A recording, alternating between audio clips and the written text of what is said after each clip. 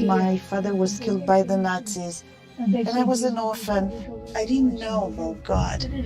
But now, in the cold, hungry nights, I pray for food to the God I've never known. There are good people that love you. You see the tears. Scripture says joy can come in the morning, and you can be the reason.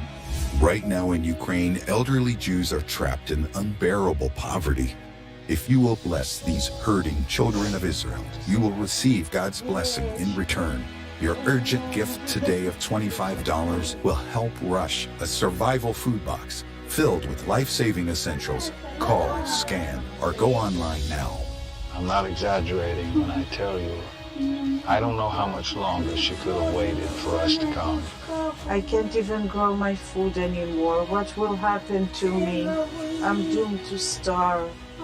Tens of thousands of elderly Holocaust survivors in the former Soviet Union are living in extreme poverty, hungry, and forgotten. But through the International Fellowship of Christians and Jews, we can bring them hope. It's my favorite food. May you be blessed. You say to them, we see you and we're here to help. Please don't delay. Call, scan, or go online now. It's a fact. 80% of your immune system is controlled by gut bacteria, and many people suffer from digestion woes. Dr. David Brownstein created Bactipro to help. This premium formula supports optimal immune health and contains 6 powerful probiotics. So try Bactipro to see if it helps you with our risk-free offer. Get 30 days of Bactipro at no cost to you. Go online now or call us toll-free today. There are a lot of Medicare Advantage plans, but who has time to call a bunch of different carriers to compare options? What if I told you it can take just one call? If you're new to Medicare, recently moved, or losing coverage, you qualify for a special enrollment period. By calling the number on your screen, you can compare rates and plans from multiple carriers. No more dialing around, no more headaches. It's fast, it's easy, and it's all done for you by a licensed insurance agent. You could get the coverage you want at a rate that fits your budget. It won't take more than a few minutes of your day, saving time, and it may save you money. I just became eligible for Medicare, so I called to find a plan that fits my budget. Don't waste time. Call the Benefits Network to speak to a licensed insurance agent about Medicare Advantage plans and compare rates from national carriers. One call to compare options from multiple carriers. For a free no-obligation consultation, call 800-819-1582.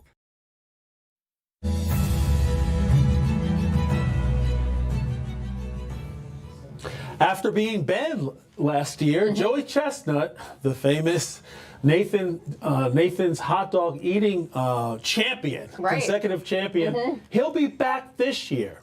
The reason why he was banned last year, because he accepted a deal, a sponsorship deal from a plant-based hot dog. And that's when Nathan said, you know what? We got beef with that. No pun intended. We can't sponsor you anymore.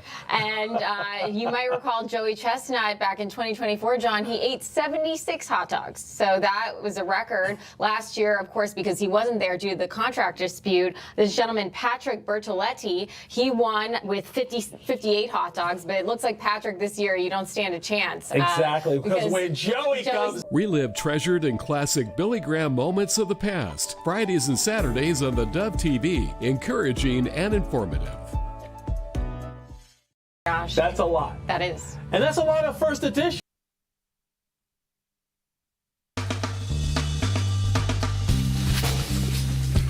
Well, good morning, good morning, good morning. Happy Monday, Tuesday already. Well, what do you know? We're just rushing down this week. Yes, we are. Anyway, good morning to you. Welcome to Mornings on the Dove. And this is where everybody tunes in first. Indeed. And they see that Jerry's here, then they stay with us for a while. You just took the words out of Pam's mouth. She goes, yeah, he's there. He made it. Okay. He made it okay. Anyway, good morning to you. Happy Tuesday. Beautiful weather out there. Perfect spring type weather, you know. I think the first day of summer officially arrives, I think, Saturday, Sunday. Yeah. So, and even then it'll be kind of nice. So, Yeah. looking good. Absolutely. A lot in the news there is, as you can imagine. You just almost can't keep up with it. So much is happening so fast. But we have some highlights for you. We'll bring you up to date on the things that are important. The weather is beautiful. And what do you got going? Well, first of all, it's National Mascot Day. What is your favorite team without a mascot? Oh, yeah. Absolutely. Well, I kind of like the old Oregon Duck. Yeah, well, we love the Duck. You know, he's kind of a fun guy to watch. He's a very fun guy to watch. He's the only mascot that rides out onto the football field before the game starts on a Harley Davidson. Yeah. They always, the Duck always comes out on the back of the Harley. The only thing I'm not real pleased with the Duck about is, every time they score a touchdown or field goal, Duck does push-ups for the total score that the Ducks have. Yeah. But they cheat. They got the ramp on an angle and he's going like this. Oh, well. It's like, come on, get somebody in that suit that does real push-ups. Poor guy. Okay, enough of my griping. Okay, it's Did they make a deal with Walt Disney? They did. Yeah, they did. Years and years ago. Because that is Donald Duck. That is Donald Duck. Yeah, it's kind of an angry Donald Duck, too. But, not times. really angry, just a little more aggressive Donald Duck. Yeah. Okay. Yeah. So, and he got that way because he ate his vegetables, and that's what day we have. Eat them. It is National Eat Your Vegetables Day. Of course, an opportunity to remind everyone to continue with this part of a healthy diet. Okay. And, we always grew up, Mom and Dad would always say, eat your vegetables. Eat your. Do you have a favorite vegetable? Do I have a favorite vegetable? I like them all except for Brussels sprouts. Oh, okay, I'll take yours. Sauteed, sauteed Cauliflower. onions, butter, garlic. Now, if you put enough salt and cheese and bacon bits on them, Okay. I could eat them. Serve them up. Okay. Cauliflower, okay, not cooked, but it's all right, you know. right. And then I guess next in line, my least favorite, but I'll have it, is asparagus. Okay, yes, I love that too. And Pam makes both of them just fabulous. You put enough mayonnaise on something, anything tastes good. Well, now you're getting into artichoke realm too. Okay, I love artichoke. Artichoke dipped in a little mayo or butter. Which one? Yeah. Okay, let's have some dessert. Right. National Apple Strudel Day. Oh. Yeah. Get whirled up in pastry, dough, apples, and spices and celebrate National Apple Strudel Day. And if you don't want apple strudel, you can have National Cherry Tart Day. Oh. There you go. It dates back to Michigan during the mid-1800s. As we know, Michigan is one of the largest, if not the largest, producer of tart cherries in the U.S. However, the cherry tart seems to have a similar recipe that dates prior to the 1800s, so this is an old one. And cherry tart, that looks pretty good. It really does. Love cherries anyway. I love cherries. Yeah. Yeah. I like spitting the seeds out. Yeah. Yes. Don't swallow Those them. are the ones you can put between your fingers. Go, boom. and they go way out there. Oh, you did that too. Oh, Okay. yeah. Oh, I love it. Okay. Well, wash it all down with root beer. Ooh. Yes, it's National Root Beer Day, of course. This hails its roots out of the indigenous peoples of North America, where the main ingredients of root beer are sassafras and sarsaparilla. They were used for medicinal purposes and for cooking, and this evolved into what we know as root beer today. So the first sassafrases and sarsaparillas were kind of a remedy drink. And I think at one time even Coca-Cola wasn't it? Well, all of those drinks. Okay, we were fishing, and the guy that we were fishing with, we caught these salmon, and he wanted to fix lunch for us with the salmon that we caught. Yeah. Silver salmon. Oh, yeah.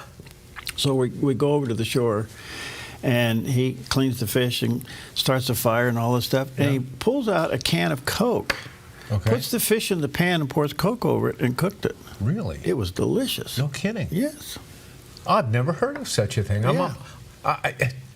He threw a little butter and onions in there, but he put Coke in there. And I'm going, what's going on with this? Am I going to eat this thing? And the answer is yes, and it was delicious. Well, when you're cold and hungry, you eat anything. But well, also, too, when you have a shore lunch, is there anything better than a shore lunch? No, it doesn't get any better than that. Oh, my goodness. Yeah, and you talk about fresh. Oh, that's a wonderful way. Okay, well, we all know that we have fingerprints, that identify us in a unique way. Yeah. No two fingerprints the same. Did you know that tongue prints are the same? Like fingerprints, tongue prints are different. There are no two the same. And the use of tongue prints as a forensic identifier just began recently, and scientists have categorized tongue prints into various types. Similar to arches, loops, and whorls found in fingerprints, some individuals may have V-shaped grooves while others possess circular and wavy patterns on their tongues. These distinctive features make the tongue an additional tool in biometric identification, potentially revolutionizing the field of forensic science and personal identification. Tongue prints. The trouble is, how many times has a detective dusted for tongue prints at the scene of a crime? I don't know. Are you going to have to stick your tongue out when you go through TSA? Yeah. They're already doing your eye. That's right. They're doing your eye now. Oh, my goodness. So you have to lick something when you go through? Oh, look at that. There's that thing that some people... Alice, this is wonderful tongue video. Thank you. Oh, I love it. Okay. Oh, my goodness. Keep your tongue in your mouth today. All right. All right. There you go. That's all I got. 7 minutes past the hour. Hey, I also want to say we are delighted to introduce one of our new sponsors. And this is really quite a compliment for us. But the Grange Co-op has decided and made the decision to sponsor Jerry Bilden's weather. What? So you have really gone up in this world. Well, I'm going, no, wait, you want to... You want to sponsor what? Wait a minute. Is this a sponsor or a chaperone? What? Let me get this straight. Jerry Bilden, yeah, okay. Our make-believe meteorologist, yes, okay. Anyway, great store, great company, employee run and own. Anyway, so we're happy to announce that Grange Co-op is now bringing you the Dove weather this morning.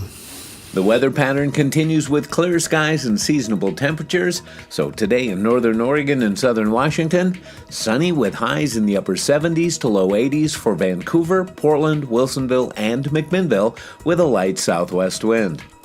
Continuing down the Willamette Valley with sunny skies and daytime highs in the upper 70s to low 80s for Salem, Albany, Corvallis, and Eugene, with a calm wind becoming west around 6 miles per hour this afternoon. Sunshine continues across central Oregon with daytime high temperatures in the low 80s for Prineville and Bend and upper 70s for Sun River. Over in Boise, Idaho, sunny with a high in the upper 80s and a light northwest wind. Along the Oregon coast, sunny with a high in the upper 60s for Coos Bay and low 60s in Port Orford. Patchy fog in Brookings, then sunny in mid-50s, and patchy fog, then sunny in low 60s for Crescent City, California. Sunny skies across southern Oregon with daytime high temperatures in the mid to upper 80s for Grants Pass, Medford, and Ashland. In the Klamath Basin, sunny in mid-80s with a light southwest wind this afternoon. Warming up as we move into Northern California with sunshine and daytime highs in the mid-80s for Wairika, sunny with highs near 97 in Redding, near 95 in Chico, and low 90s in Sacramento with a light west wind.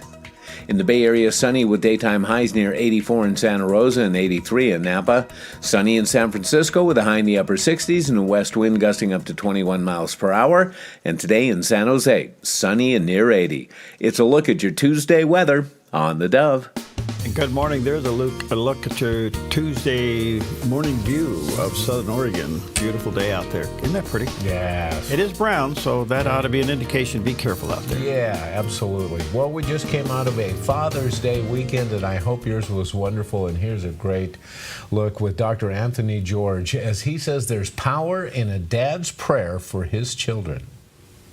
Dads have power in their words. Now, for a moment, I want to talk about the words that a dad speaks about his children to God. It's the power of praying words on behalf of your children. David prayed for Solomon. It's recorded for us in 1 Chronicles chapter 29, where David looked up and said, "O Lord God of Abraham, Isaac, and Israel, our fathers, keep this forever in the intent of the thoughts of the heart of your people, and fix their heart toward you." And look at verse 19. "And give my son Solomon a loyal heart to keep your commandments and your testimonies and your statutes, to do all these things and to build the temple for which I have made provision." So you see what he's doing. He is blessing his son by praying for his son. The greatest way to bless a child is to pray for a child, because when you pray, you're talking to the one who is the source of all blessing. So praying to God, calling out the name of your children, is the way of blessing them through your words. And I also love how in this prayer he makes reference to the fact, and some of you who know the history of Israel know, David was not allowed to actually construct the temple that his son Solomon was allowed to build, but it did not keep him from assembling and amassing the resources that Solomon could use to carry out God's plan to fulfill the temple. So in other words, as a father, he set his son up for a win, which is a great thing for every dad to think about. Your role in the life of your son or daughter is to set them up for a win. Well, beautiful stuff. And that is universal. That doesn't just need one day out of the year. Yeah. Okay. All right, good morning to you. Let's check out some of the top stories this morning. And this is kind of interesting. Yesterday, the G7 took place, where the nations come together. It used to be G8, but Russia's been kind of asked to stay home. Yeah. Yeah. A little bit of a problem there. What's so interesting about these countries to get together and they have these big meetings, you know, it reminds me of the Delphi method. And the Delphi method is that you put a bunch of people around the table, and one of them's agenda is to water down the intensity of the one who's firm. Oh really? Yeah. Oh. I experienced this when I was chairman, and it took me a while to figure it out. So they're sitting around the table, and they're looking at a statement concerning Iran. And they said that the statement said, "We all agree that we should monitor Iran's nuclear program." President Trump stood up and said, "I'm out of here." Oh, yes. He said, "I'm not signing this." He said, "No, we want total elimination." Right. And so he left G7 early. Now, not only because he didn't sign this particular agreement, but he left because he gave the citizens of Tehran, this capital there. Oh, Tehran? Tehran, excuse me, to get out. Yeah. So what's going on with all of this? Yeah. Well, he's basically saying, and so is Prime Minister Benjamin Netanyahu, your day of liberation is near to the citizens of Iran. So the president leaves the G7 early and leaves and gets out of there. He won't sign the statement. So it was a nice coffee chat. Well, isn't it interesting the G7 is interested in monitoring their program, and Trump says, "We're way past that. Yeah. We're eliminating it." Yeah. Oh my goodness. Yeah, it was a kumbaya moment, but that's all it was. I mean, it really accomplishes nothing. You got to ask yourself, why are you having these meetings? Right. It's very reminiscent of the UN, isn't it? It is. Yeah. It's like, oh, let's get together and have coffee. Okay, well, that's fine. I have no problem with that. But when it comes down to having anything serious and binding, that's the other thing. Yeah. So what? Yeah. So he said, "No, I'm gone." Kind of interesting. All right. Well, Iran did attack Israel yesterday, and that has escalated. It killed 24 citizens, partially damaged the Tel Aviv embassy branch. The U.S. embassy, as you know, has been moved to Jerusalem, but it still has a branch in Tel Aviv. It did do some damage there. 24 people were killed, and quite a few were injured. Excuse me. These are random missiles that are being fired. You got to understand, these missiles are going over 3 countries to get to. Right. Yeah. This is pretty interesting. Yeah. So, this is the cost of freedom and liberation. It doesn't minimize the pain and the suffering here and the death. It's still very, very serious. It could be a whole lot worse if it wasn't for the Iron Dome, and it could be a whole lot worse if the Americans weren't there to help shoot down some of these missiles. Yeah. But according to the reports, that's all it is, according to the reports, that Israel has already taken out 1/3 of the missile launching sites in Iran, and they're targeting the rest. But yesterday, both President Trump and Prime Minister Benjamin Netanyahu is telling the citizens of Tehran to get out. Get out of town. And they are. Yeah. In fact, there was traffic jams getting out of town. That's what I hear. It is really tough there. Yeah. So, and your day of liberation is coming. What does that mean? Yes. Is that regime change? I don't know. So the war is now in day 6, and we'll see what happens here. This is pretty tough stuff. In the meantime, the Democrats are trying to stop the president from doing anything, and a Democrat senator introduced legislation yesterday to prevent President Trump from using military force against Iran without congressional authorization. This goes back, who has the power here? Oh, this is an old fight. This is an old fight. Yeah. It goes on and on and on, and they're basically saying that he has to have congressional approval. And so, anyway, this is just more roadblocks for the president. The president does not want to get involved in this war, right. But he is willing to get involved in this war, but he doesn't want to get involved in this war. We'll have to see how this plays out. If an American is injured or killed, he's basically said, look out. Yeah. So, but we are involved in this war, in somewhat of a surrogate way. I mean, let's face it, we are giving Israel everything it needs to make this thing happen. Right, right. Their jets are our jets. Their bombs are our bombs. Yeah. They have everything but the one big bomb. And I'm not talking a nuclear bomb. They don't have what they call the bunker buster bomb. Oh, yeah, right. And that's the one that could go down deep into the ground and take out the rest of the nukes. But they're really concerned about a nuclear cloud. Right. Well, yeah. You know. Yeah. So anyway, can you imagine in the middle of this? Of course, look what the Democrats are doing across the board to slow this president down. So, very controversial. Yeah. Then the other story is they finally, the gentleman that who is the top suspect of killing the Minnesota Speaker of the House and her husband and injuring a state senator and his spouse, turned himself in. Now, who is this person and what is the motive? I find this so interesting. Now, he was hired by the previous governor and the current governor in security. He was a security officer. He had access to weapons, and he had access to uniforms and police cars and all this stuff. Right. So, but apparently he flipped out. He really went crazy. He had a list of politicians that he wants to kill. He had their home addresses. Right. His car was full of No King posters. But here's the question. Here's the question. What was his motive? Yeah. Now, it seems to me if he was pro-Trump, this would be all over the news. Yeah, I think you have a great point there. Yes. Something's wrong here. Yes, you're right. Okay, if he's anti-Trump, you would think Fox would be all over this. Yes. What's missing here? Yeah, a whole bunch. Yes. There is a lot missing with this. Okay, we don't know. Is he just a person gone crazy? Obviously, he's crazy. I mean, he went on a shooting spree. So something's really wrong. Well, they have charged him. They have him. They're basically saying that all of his crimes qualify for the death penalty. We'll see what happens.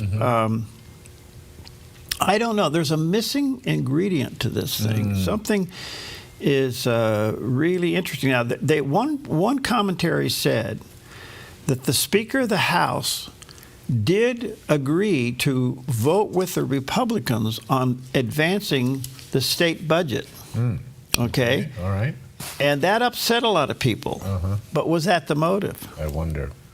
So who is he and what is his motive? We don't know yet. I don't know, but of course it does not delay the Democrats, especially Hakeem Jeffries, Democrat leadership, that basically pointed the blame at Donald Trump, saying that it is the Trump rhetoric that is creating this political violence. Of course, failing to mention that Donald Trump himself was a victim of political violence by the extreme rhetoric from the left. So, we're seeing this played on both sides of the street, right? Okay, all right. And I would expect that to be the case. Trump's going to get blamed for everything, and I get that. And some of it, maybe it's true. I don't know. But here's the deal. If it really was highly politically motivated as a no king guy. Yeah. Okay. Gone crazy. Right. You would think this would be top story. Yes. Yeah. So there's a missing element to this. I don't know what it is. Yeah. Yeah. I guess we'll find out in time. I will say this. Here's the residual effect, and we have it in one of our stories coming up here in a minute. State legislatures and federal legislators across the board now are taking extra measure on their security. Oh, okay. And they should be. Yeah, yeah. Okay, and this is the time, these are the days in which we live. This is kind of crazy, but that's what America's come to. Yep. And I'll show you something here in our own backyard what the legislature is doing. So that's coming up in just a few moments. All right, well, that's it, the top stories. And in the meantime, the teacher union president went crazy. Randi Weingarten, she has got something going on that I don't understand, but she is one of the latest in the defections of the Democrat Party. Sounds like the independent ranks are swelling these days. Yeah. The co-chair of the DNC quit. David Hogg, yes. Okay. You've got other people leaving the party. Got the old press secretary part of this defection. Alan Dershowitz part of this defection. I don't know. Is this an open door for Gavin Newsom to come riding in on a white horse? What a question. I don't know. I don't know. Is he the savior of the Democrat Party? That I don't know. Okay. But I do know that it's Cherry Tort Day. I do know that. Okay. We'll check it out. We'll be right back.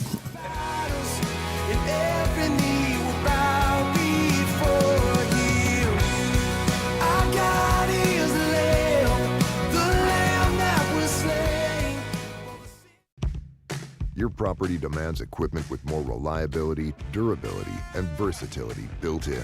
Kubota equipment is ready to get the job done right.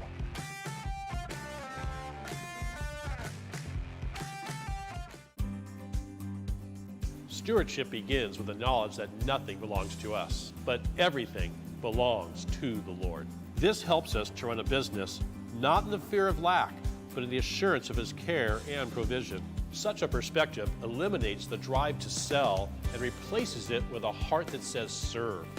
This begins with serving our clients and coworkers with integrity and genuine care. That's why McKelly's is automotive service with a heart for God and treating others as we ourselves would want to be treated. Our promise is to never sell our clients anything we don't believe they need. Another is to do all we can to meet other needs, such as shuttle service and loaner cars, or taking the time to really listen, even at times praying with our customers. Sometimes this means sacrifice, going above and beyond, but that's why I work for Kelly's Automotive Service, honoring God while serving people with honesty and integrity. At Sweet Tea Express, we've got you covered. Order at the counter and our friendly service staff will do the rest. Burgers, salads, sandwiches, barbecue platters, sides, and more. Smoked, grilled, and served to perfection. Sweet Tea Express, breakfast, burgers, and barbecue.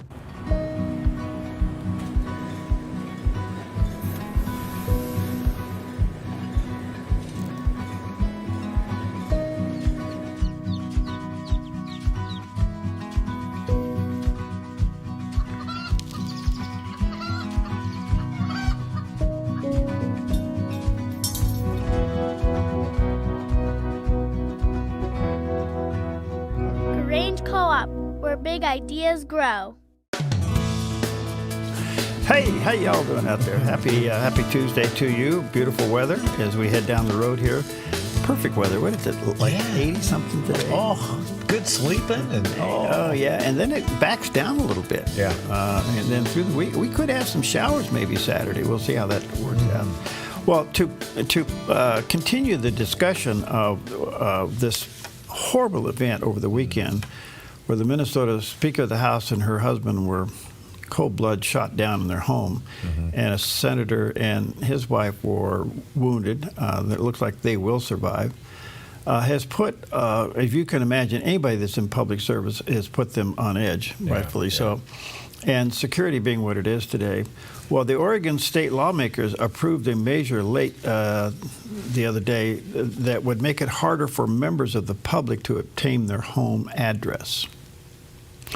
Now, you can't help but think this is a wave coming. And so if you get elected to public office, especially a legislator in the state of Oregon, they have a bill now where you can disguise your personal residence. That you don't have to give it out, and there'll be laws to protect it. So I don't know how they enforce this, and I have no idea what it means, other than the fact that this is all a result of the weekend shooting, and I think you're going to see this throughout other legislatures, and especially in Congress, House, and the Senate, that public officials' personal address will be blocked. Interesting. And, you know, it's on the heels of this right now, I saw a story about what's going on in California. We know that when ICE agents are going in and they're making arrests and they're working their way through the public trying to get to the suspects that they're after, a lot of them are covering their face now because they're being doxxed by the left, and they take pictures of the agents, they figure out who they are, and then they identify their family, their residence, and all these things that Oregon legislature is now working to protect. Of course, on the other hand, Antifa and the protesters, they're all covered as well. But the state of California is now trying to run a bill through the legislature saying that federal agents cannot conceal their identity, cannot cover their faces during their operations. So I don't think the state can tell the Fed what to do. I think you're right. Yeah. I mean, this just shows you how I don't know where this is going to end. Yeah. Oh, I know. I don't know where the protection of crazy is going to end. Right. Right. So, yeah, good luck. You know, California, they'll probably pass it, but can they enforce it? That's a great point. Yeah, they probably will pass it. Yeah. Yeah. All right. Let's take a look at the satellite image. Here's what's happening. Oh, yeah, let's take a look out there. Oh, that looks pretty nice. What does that mean, Mr.? That means severe clear again. Yeah. We got a lot of that coming on. And by the way, thank you to Grange Co-op for this. Yeah, we appreciate that. But what kind of temperatures are we looking at? Well, today we're looking at mid-80s, then starts to back down. By Thursday, upper 70s. And you are right. We could see a little bit of moisture coming our way Friday, Saturday, and Sunday.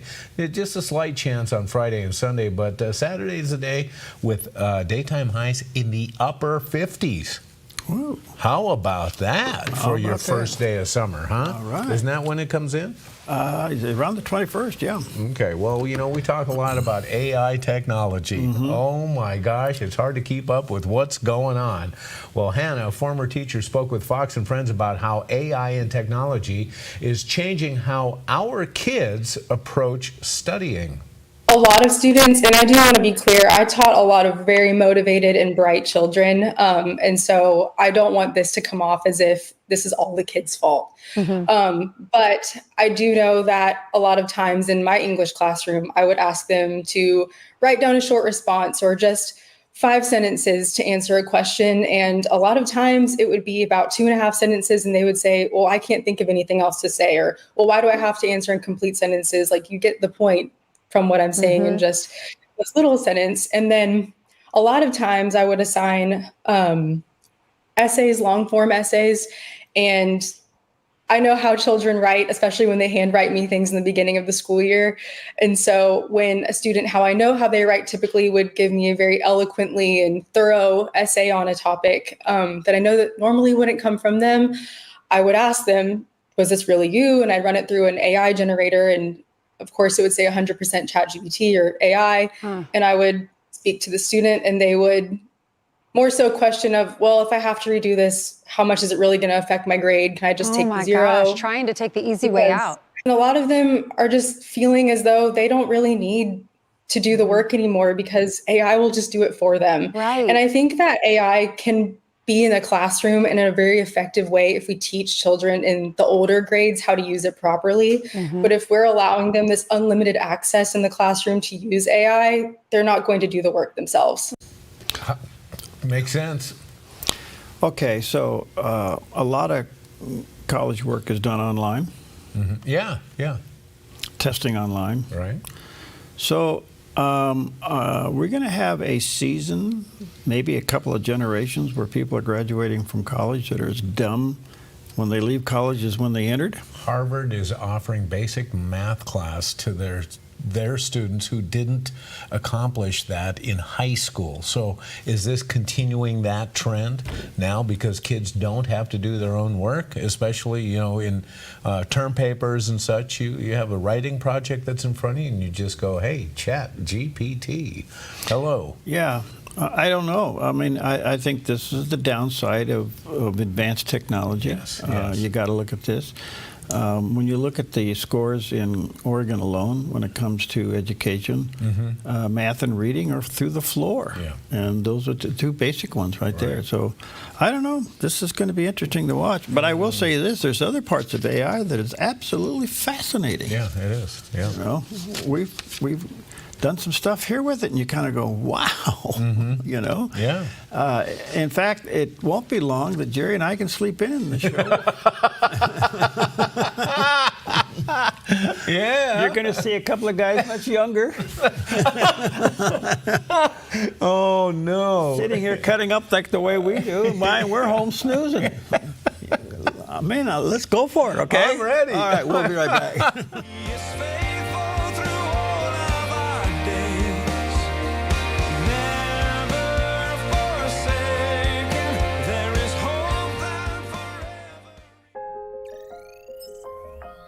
The Lennox iComfort S30 thermostat can sense changes in your environment.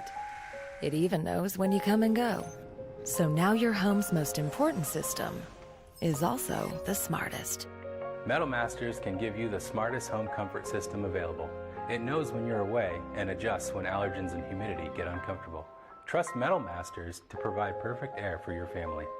Lennox. Air is life. Make it perfect. Come fall in love with Northridge Senior Living, where contemporary sunlit interiors meet old world elegance. Walk through our lovely hallways and enjoy the fun staff-led activities. Forge lasting friendships with other residents and our exceptional caregivers. Dine in style. Gather near the fireplace under breathtaking chandeliers. Our reasonably priced apartments are spacious with private balconies.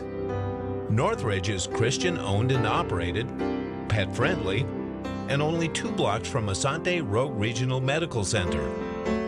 On-site 24/7 in-home care is available. We also offer senior adult daycare where your loved one can spend the day with us and the evenings with you. Northridge Senior Living, your home. Live the adventure with Hellgate Jet Boat Excursions. Discover your wild side in the heart of the Pacific Northwest with Hellgate's high-speed spins, stunning Rogue River scenery, and incredible wildlife sightings. It's an experience like no other. Plus, you can enjoy brunch or dinner on the open-air deck of the exclusive Hellgate River Lodge, a place where families connect, friends unite, and the river brings it all to life. Visit Hellgate.com to book your adventure. Hellgate Jet Boat Excursions, where adventure runs wild. Good morning, 27 minutes before the big hour, and beautiful day in the neighborhood on this Tuesday. A lot going on. The president left G7 meeting early yesterday, did not sign the agreement as it relates to Iran, said, no, we're not going to monitor their nuclear program. We want it eliminated. Yeah, and we're doing that. Yeah. So it's amazing. Let's check in with CBN Newswatch and get caught up on the latest. This is CBN Newswatch. We're going to begin this half hour with the war between Israel and Iran, and President Trump's actions as he unexpectedly departed the G7 summit in Canada to join his national security team back at the White House. And Israeli Prime Minister Benjamin Netanyahu says the battle against Iran is far from over. CBN's Chris Mitchell brings us the story, now reporting from Jerusalem. As he left Canada, Trump wrote on Truth Social, "Iran should have signed the deal I told them to sign." Simply stated, Iran cannot have a nuclear weapon. Everyone should immediately evacuate Tehran. A massive exodus of people are fleeing Iran's capital, as Israeli officials also urged thousands of people in Tehran on Monday to evacuate ahead of airstrikes. There are reports Iran is sending urgent signals to end the war and resume nuclear talks if the U.S. does not join the fight. Talking to ABC News, Israeli Prime Minister Benjamin Netanyahu said he doesn't see signs Iran is serious about ending the war. Well, we're going to see if Iran is serious about dismantling their nuclear program, dismantling their missile capacity, dismantling the terror axis that terrorizes everybody in the Middle East and well beyond. If they agree to all of that, obviously, the war could end. If they lay down their arms, they lay down their weapons of mass death, that's different. But so far, they haven't done it. Netanyahu also said Israel will not rule out targeting the Ayatollah because taking him out would end the conflict. The IDF says it's hit more than 250 targets across Iran, estimating it's destroyed a third of the regime's ballistic missile launchers and continues to strike military infrastructure, surface-to-surface missiles, and UAVs. As in Gaza, Lebanon, and Yemen, Israel sent evacuation warnings to civilians in Tehran to avoid military targets. In the middle of a program, the IDF also hit the IRIB, Iran's state broadcaster, considered a key propaganda arm of the regime. The center's activities were carried out under the direct guidance and mission of the Revolutionary Guard. For years, the Revolutionary Guard has called for the destruction of the State of Israel and genocide. Monday night, Netanyahu said the campaign is far from over. We have more goals, and we're really going to do a root canal here. We're changing the face of the Middle East, and this can lead to far-reaching changes, even within Iran itself. Iran today is seeing the fastest growth of Christianity than in any other country in the world today. And they are on fire. CBN's George Thomas has reported extensively on the underground church in Iran. The church is on fire. The Iranian regime is scared to death of the rising evangelical movement inside the country. Not so much about a threat, that they want to depose the regime politically, but they want to bring a new spirit to the country. And there's a tremendous prayer movement that has been unleashed across Iran for many, many years. So many people seeing dreams and visions, seeing Jesus Christ in dreams and visions. He says believers inside Iran need prayer now more than ever. So pray for continued boldness and the strength and the courage in the days ahead, because the regime, when they're cornered, when they're under the spotlight and under the gun, so to speak, they tend to take their frustration and their anger on their own people. And Chris Mitchell joins us now with more. So, Chris, both Israel and President Trump have warned people to leave Tehran, and many are trying to get out, as we saw in your piece. What else is the president posting on Truth Social? Well, one of the latest things he's done, Ephraim, is he's actually contradicted reports that he's engaged in negotiations with Iran. He wrote, "I've not reached out to Iran for peace talks in any way, shape, or form. It's just more highly fabricated fake news. If they want to talk, they know how to reach me, and they should have taken the deal that was on the table, and that would have saved a lot of lives." And I think we'll find some more clarity, Ephraim, when Trump gets out of this meeting with his National Security Council. We're also seeing, as we said, that massive exodus out of Tehran. And possibly, some people are anticipating the possibility that actually the U.S. may join Israel's attack against Iran's nuclear facilities. One key infrastructure would be the enrichment facility at Fordo that's buried under a mountain. Many people believe it's really only the massive bunker-busting bomb that the U.S. has that could actually penetrate that bomb. And I just heard one other thing this morning. One person is actually suggesting that maybe if the U.S. doesn't want to get directly involved, that Israel could actually rent a B-52 bomber and that bomb to go ahead and hit Fordo. Rent a B-52? Did you see Chris Mitchell? I mean, he was holding it back. Yeah.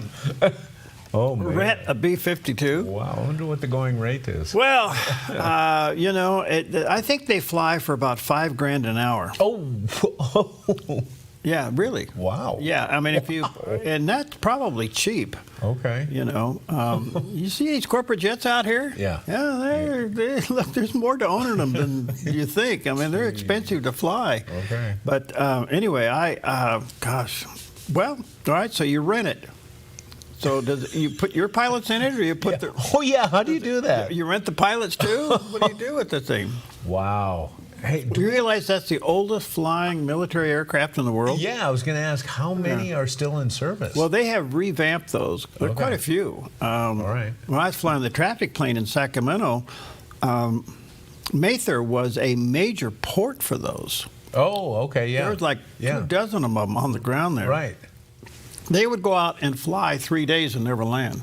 No kidding. Yeah, they would refuel in the air. They'd go out and do reconnaissance flights and stuff like that, and training flights. They'd fly all over the world, never land, fuel them up. They had 3 or 4 crews on them. All right. And they would do training things and then come back. And that's when one of my wild stories is I had a close call with the B-52 on final approach in the Mather. What? It flew off course. What? And Paul Harvey. What? Paul Harvey did a story on it. You're kidding. Nope.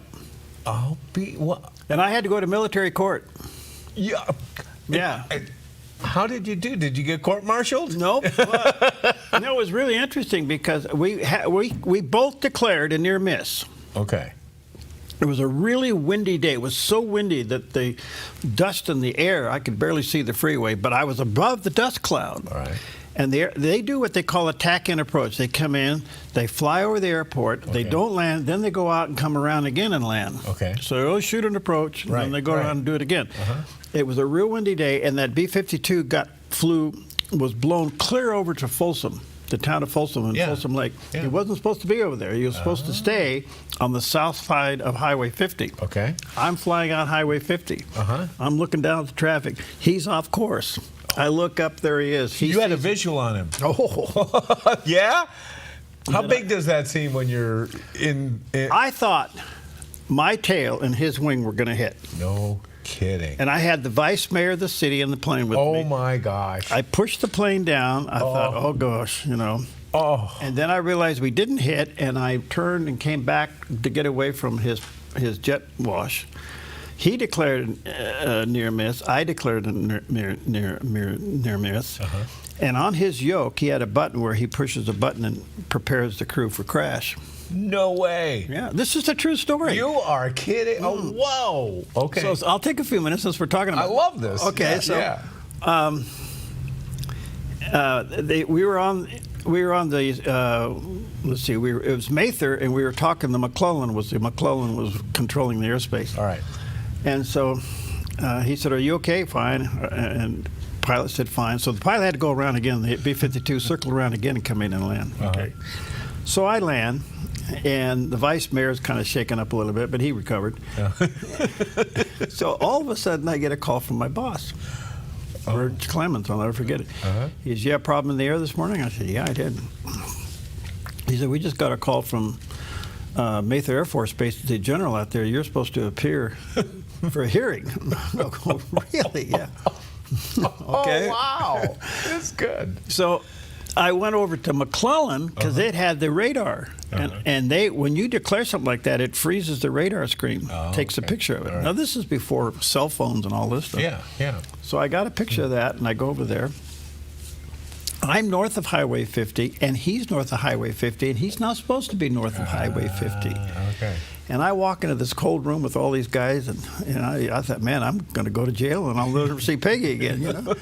And so, bottom line was, they said, okay, well, nobody was hurt. We're going to take this under advisement and leave.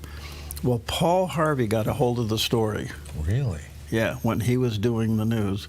Okay. And I was he said, air traffic reporter in Sacramento, California takes on the Air Force single-handed and wins.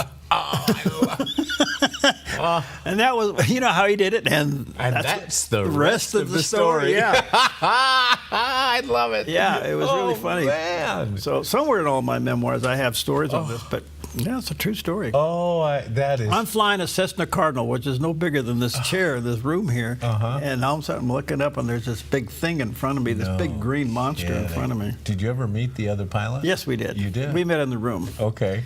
And he was in front of all the brass, so he was pretty straightforward. Oh, I would imagine, yeah. And I'm in there scared to death, shaking. I didn't know if that was the end of life, you know. And so we walk outside, we shake hands, and he said, "Are you okay? Fine. You're okay? Fine." He said, "Well, thanks for being here." And I said, "Fine." Oh my goodness, that's a great story. How did we get off on that? I don't know, but that was cool. We started talking about B-52s. Yeah. Oh, that's right. Running a B-52. Gosh, I'm sorry. All right, so much for everything. We'll take a quick break. We'll be right back. The walls fall down and our land be healed. But church, if they want to see change in the world out there. At Sweet Tea Express, we've got you covered. Order at the counter and our friendly service staff will do the rest. Burgers, salads, sandwiches, barbecue platters, sides, and more. Smoked, grilled, and served to perfection. Sweet Tea Express, breakfast, burgers, and barbecue. Clean water is essential to your good health. Ultra Pure Purified Water has been delivering purified, healthy drinking water to the Rogue Valley since 1995. Locally owned and family run, Ultra Pure Purified Water uses a multi-stage process ensuring your delivery of water is 99.8% pure, so your family stays hydrated and healthy. Online at ultrapurewaterinc.com or call 541-734-0828. 541-734-0828. Welcome to Rise Direct Primary Care. Imagine a healthcare experience where you're known by name, cared for like family, and treated with compassion. How is that possible? With an affordable, flat monthly membership, you receive unlimited primary care and minor urgent care visits. No insurance needed. At Rise Direct Primary Care, we offer a friendly, affordable healthcare experience where you get a whole hour with your provider. Located in Central Medford and accessible by phone or text, we can typically get you in the same or next day. We prescribe urgent care medications directly from our office, saving you a trip and wait time at the pharmacy when you'd rather be at home getting better. Personalized medical care with a human touch. Rise Direct Primary Care is all about healing the sick with compassion and keeping the healthy healthy. Rise Direct Primary Care. We're here for you. Visit risehealthdpc.com or call or text us 541-827-8603. 541-827-8603. Grange Co-op knows weather is crucial for your outdoor plans. That's why they're pleased to bring you a dependable weather forecast on Mornings on the Dove at 6 a.m. and 7 a.m. Plus the Dove Weather Cam, all brought to you by Grange Co-op. How y'all doing out there? Oh, that's me. Oh, I had Jonathan Feldstein on from Israel yesterday. What an amazing thing. And live, I mean, he's been up all night. He's been in and out of his bunkers. He's been in and out of bomb shelters. And I asked him about his safety during the missile strikes and the drone attacks, and here's what he had to say. Look, I'm no less safe than anywhere else. Fortunately, we live in a small place just south of Jerusalem, and the Iranians have not been overtly targeting Jerusalem. So the missiles, go overhead. We see them, we can see them, and it's we hear the booms even as far away as central Israel, but they're really targeting civilian areas in and around central Israel. So physically, I've become a convert to the absolute essence to be in the bomb shelter whenever there's an air raid siren, because we've seen in the last 4 days miracles taking place of people, lives being saved because their buildings were hit, but they were in their bomb shelters. So we know that that's a reality, and I used to make a mockery of it, but I don't anymore. And but I'm exhausted for the last 2 or 3 nights in a row. Been waking up between 2:30 and 4 o'clock in the morning by these sirens, and it's all stressful. It's stressful as an individual. It's stressful as a parent, making sure all your kids are okay. And today we had all my 4 grandchildren here for a visit, and just to it's a blessing to have that. But you have to keep a sense of normalcy for these little people who don't understand what's going on, but they understand that they're now sleeping in their bomb shelter. Yeah, can you imagine living like that? Nope. It's not just been this war. Yeah, right. This has been their life since 1948. Right. We don't realize that here. That's amazing. Yes, All right. indeed. All right. All right. Well, over the weekend, some people were watching the military parade. Some people were participating in the No Kings thing and watching that stuff. But others were watching the golf tournament, the U.S. Open. And with that in mind, of course, it happened on, Father's Day weekend. Yeah. And you may be a pro golfer, but guess what? You're still a dad first. And J.J. Spahn had quite a Father's Day total. I mean, imagine what this guy went through because he won the tournament, but first, he had to do something like this. Check it out. It was perhaps the biggest day of his sporting life, and J.J. Spahn had to wake up early to get medicine after his daughter started vomiting at 3 a.m., but his performance at the U.S. Open ultimately did not suffer. After 3 days of competition, Spahn was only one shot behind the leader heading into the final round. It was Father's Day, and his tee time would arrive soon.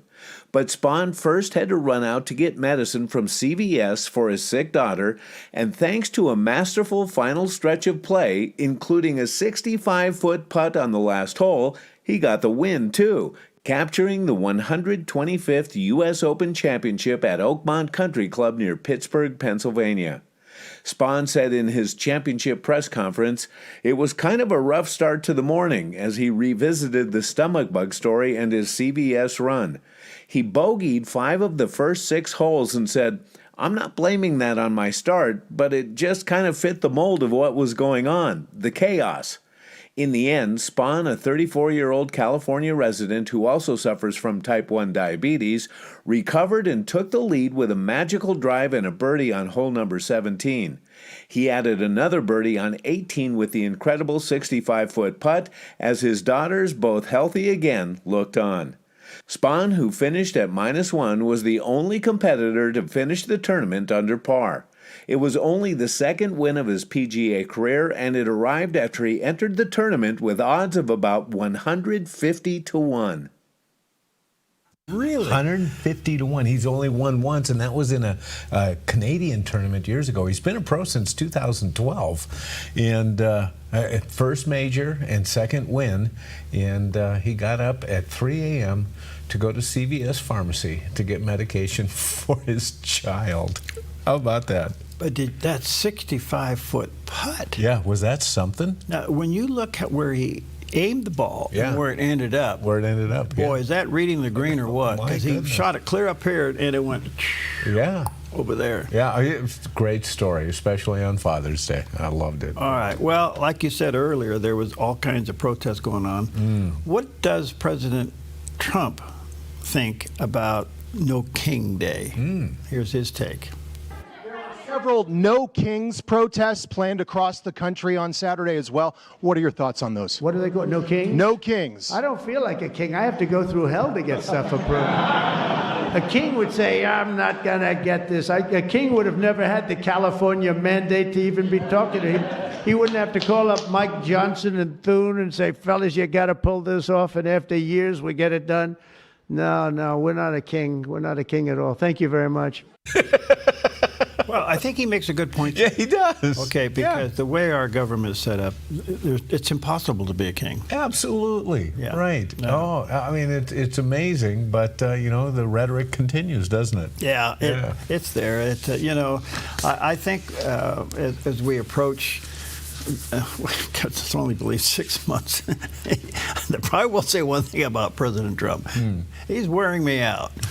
He's only been at it 6 months. I know. The controversy is just never ends. Have we ever seen a political force like this? Ever? No. And there is no middle. Right. There is no middle. It's just it's exhausting. And anyway. But if I was looking at the No King thing, and I'm going, come on, you guys, you obviously don't know your civics, because the reason we are set up with the 3 branches of government, actually 4, you have the judicial, You have the executive, Right. and you have the legislative. Right. You know what the fourth branch of government is? No. The individual. Oh, okay. Yeah. Okay. All right. And so if you can't govern yourself, you can't govern a country. Yeah. Or a city or anything else. So government really starts with yourself, okay? But the way they set up the checks of powers, balance of powers, and the checks and balances of everything, there's no way you could have a king. Right, and that's why all the discussion coming into the election about Donald Trump being a threat to democracy.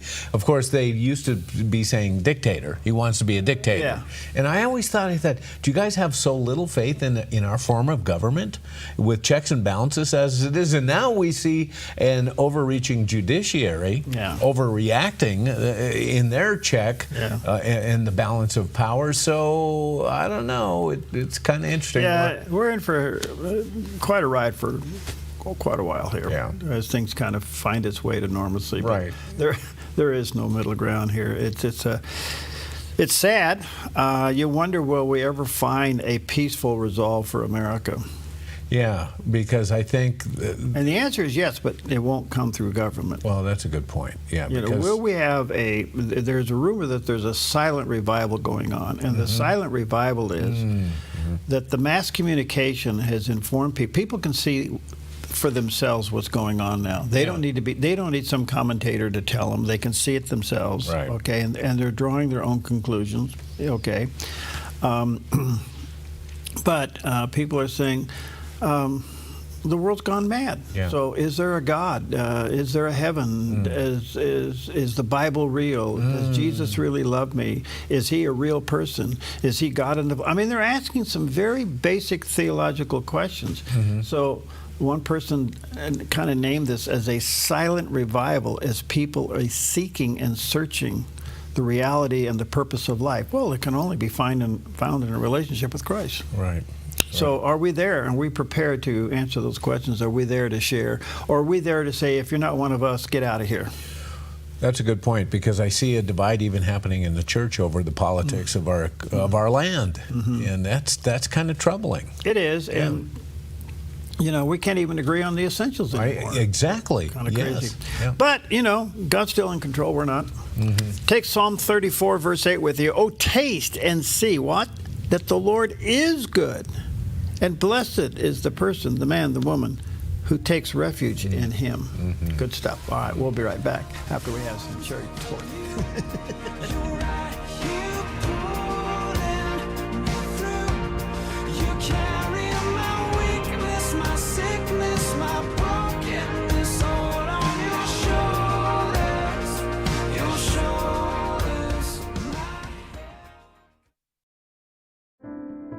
Wildfire season is coming. Are you ready? All it takes is one small ember to level a home. Reduce any fire hazards around your home and property to prevent an escaped fire from spreading out of control and to protect your home from an oncoming wildfire. It's called Defensible Space, and it works. Go to keeporegongreen.org to learn more.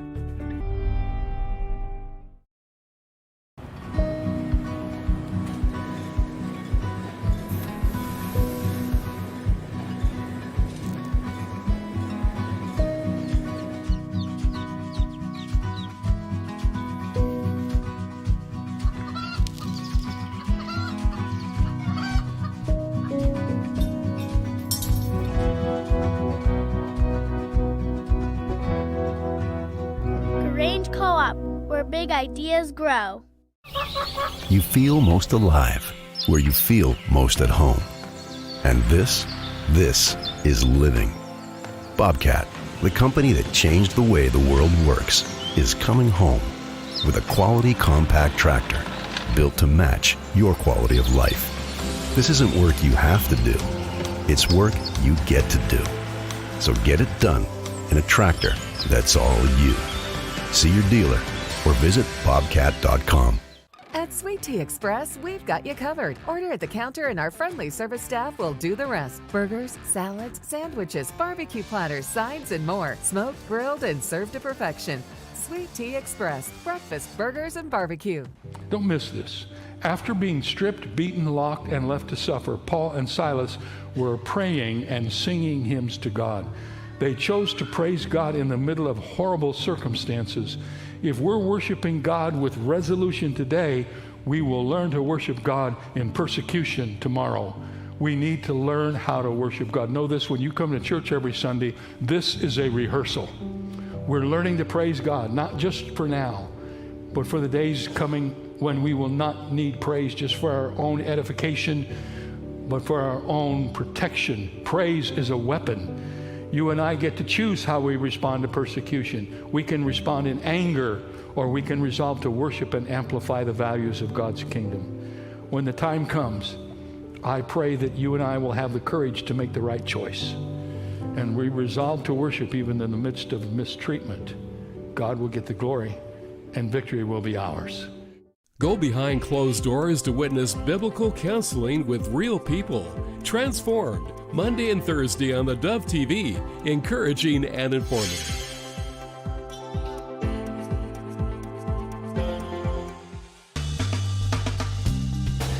Well, good morning, good morning, good morning. Happy Tuesday. Welcome to Mornings on the Dove. This is where it happens because Jerry Bilden makes it happen.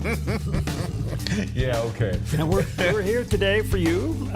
We got a lot of news. We'll do our best to highlight the big stories for you. We got weather that's absolutely spectacular. And then a lot of things in between.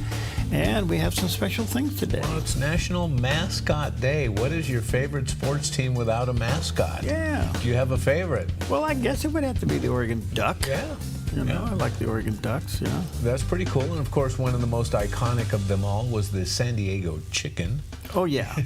Yeah, that was good. That's right, the chicken. And they even have mascot races now where the team mascots in baseball, they all get together and they run. Of course, you know, you don't know who's under the suit. No.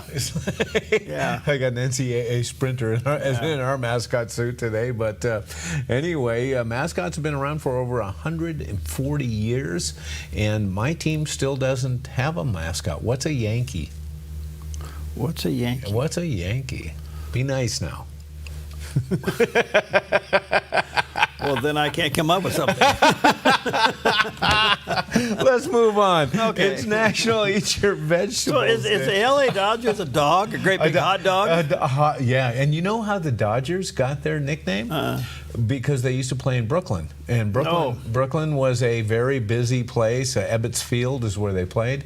And they had streetcars, especially a lot of streetcars and heavy traffic. And people that would be going to the game had to cross the street, and they'd be dodging all the activity on the street, so the fans were called Dodgers, and then that became the team name. Doesn't make them any more likable, but no, there's a great history with the Dodger franchise, as well as the Giants, you know, the three New York teams at one time. But moving on, eat your vegetables. It's very good for you. Your mother said eat your vegetables, and you must. What are your favorites? Oh, my favorite? Yeah. Well, you said artichokes. I love artichokes. Artichokes are fabulous. I like potatoes. Yeah. Is a potato a vegetable? Is it a vegetable or a fruit? Okay. Pom said yes. Is it? Yeah, Pom said yeah. He's having potatoes. Oh, sorry to interrupt your breakfast. Yeah. Okay. Okay. Well, potatoes are good. Yeah, potatoes. Yams. Good. Yeah, yams. Yeah, absolutely. Okay. Brussels sprouts, broccoli. How about lettuce in a salad? Yes. Okay. Okay. Now the big thing is packaged salads. Do you buy it in a bag or do you make it yourself? Well, listen, it's hard to go to Costco and not come back with a bag of salad. Isn't that the truth? Yes, absolutely. One of my favorite salads is a big chunk of iceberg lettuce with blue cheese and bacon bits over the top. I'll take it. Thank you. Let's move on. That's the vegetables we're having today. It's actually a good lunch. And then finish it up with apple strudel. Ooh. It is Apple Strudel Day, thought to have originated during the 16th century in, of course, Austria. But the earliest strudel recipes didn't appear until 1696. The 17th century, and interestingly, the recipe still exists in a handwritten cookbook now found in the Vienna Town Hall Library in Austria. So there's some real history to apple strudel. I'm for it. I'll take it. And if you don't want that, then have a cherry tart. That is National Cherry Tart Day, and goes back to the mid-1800s. And as we know, Michigan's one of the largest, if not the largest, producer of tart cherries in the U.S., and that's where this comes out of. However, the cherry tart seems to have a similar recipe that dates to the early 1800s. So this is another recipe that comes with some history to it, but ain't nothing wrong with cherries. No, I like them. Oh, even right off the man. vine, when you chew them, then you spit the seeds. Yep. But their seeds really snap good between your fingers. Oh. You can shoot them pretty good. Who did you send those at? Who did you shoot them at? Yeah, Family members? Yeah, sure. Of course. All right. And you can wash it all down with root beer, because it is National Root Beer. Has its roots in the indigenous cultures of America, with sassafras and sarsaparilla. You know, remember the old westerns? I'll take a sarsaparilla. Yeah. Okay. To go. Okay, moving on. All right. Now, we know we have fingerprints, and they are unique identifiers because no two people have the same fingerprints. But did you know that, like fingerprints, we have tongue prints? And like fingerprints, everyone's tongue print is different. No two tongue prints are alike, and the use of tongue prints as a forensic identifier has started just recently. Scientists have categorized tongue prints into various types, similar to the arches, loops, and whorls found in fingerprints. Some individuals may have V-shaped grooves, while others possess circular or wavy patterns on their tongues. These distinctive features make the tongue an additional tool in biometric identification, potentially revolutionizing the field of forensic science and personal identification. And I'm telling you, that's the best tongue B-roll I've ever seen. Thank you. Yeah, good for you. Alice, that was awesome. I didn't know what we were going to do for this, but it's interesting because how do you they say, okay, I'm going to take your fingerprints. How do you take a tongue print? I don't know. So the next time I'm going on an international flight and I'm going through TSA, I'm supposed to stick my tongue out at them? That's it. I mean, they already looked at your eye. Right. So you have an eye, a thumb, a tongue, and DNA. Oh, and by the way, real ID. And real ID. And real ID. Don't try to get on without it.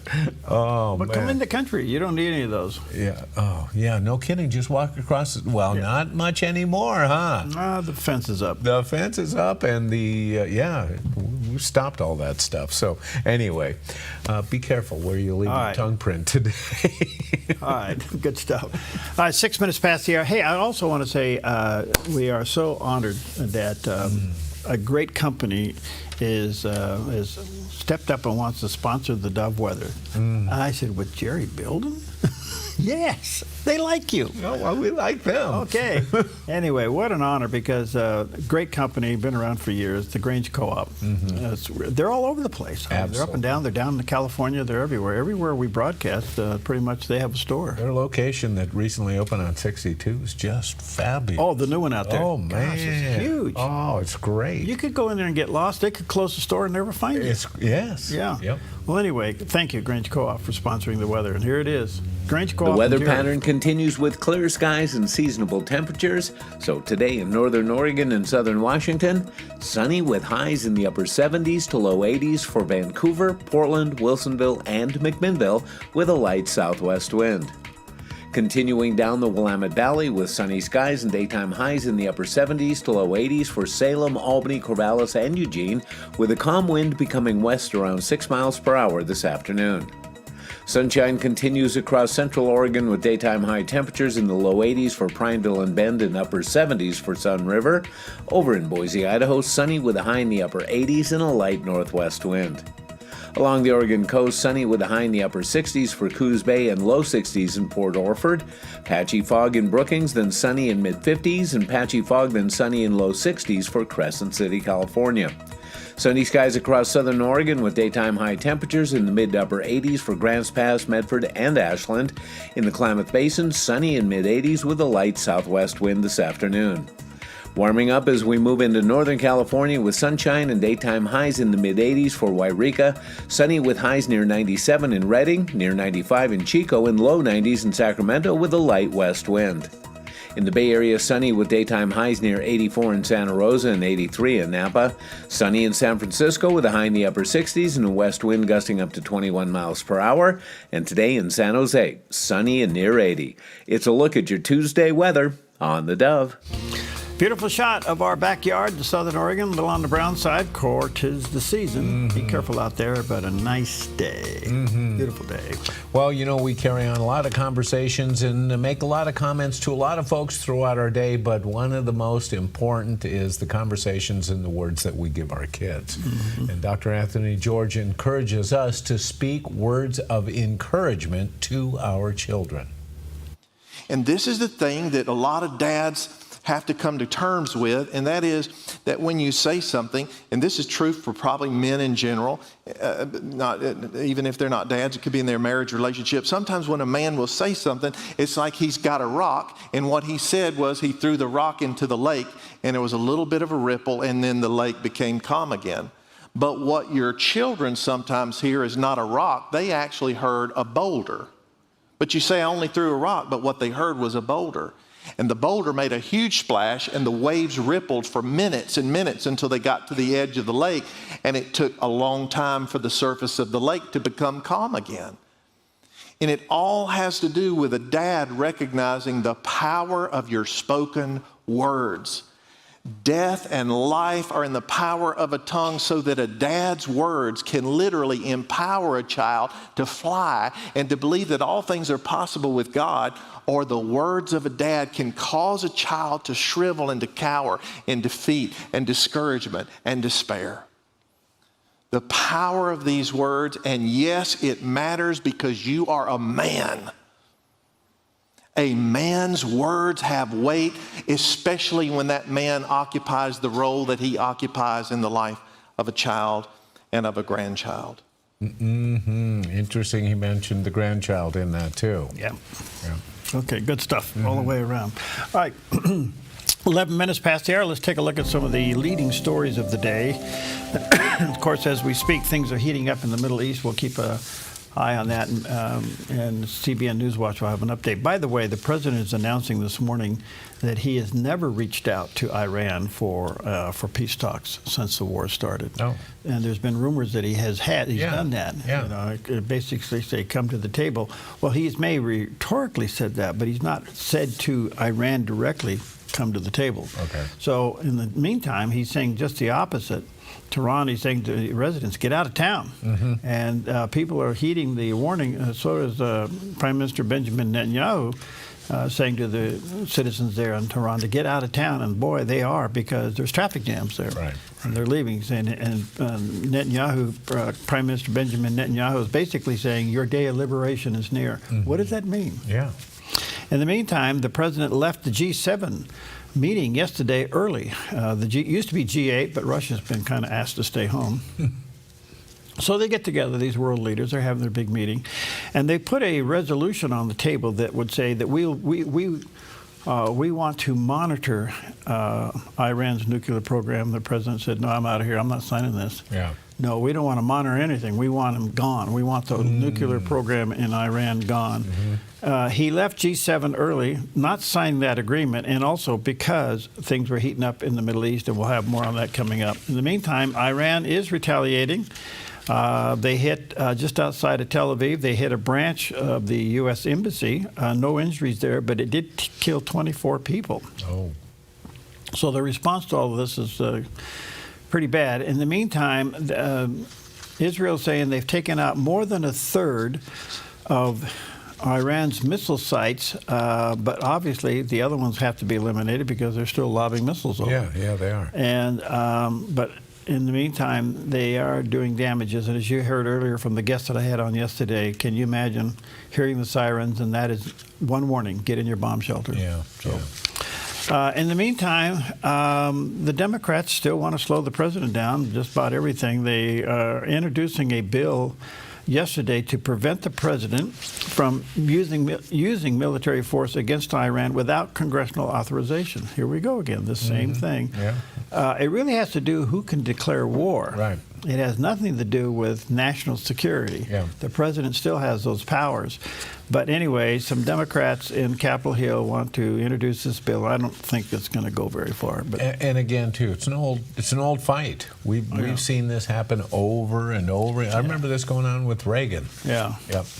The sad story is what we're dealing with is the result of a horrific thing over the weekend, where a gentleman went into Minnesota, went to the house of the Speaker of the House, in their legislature there, killed the Speaker and her husband. Prior to that, he did wound a state senator and his wife, and but they have survived, and there was an all-out manhunt for several days. Well, they have now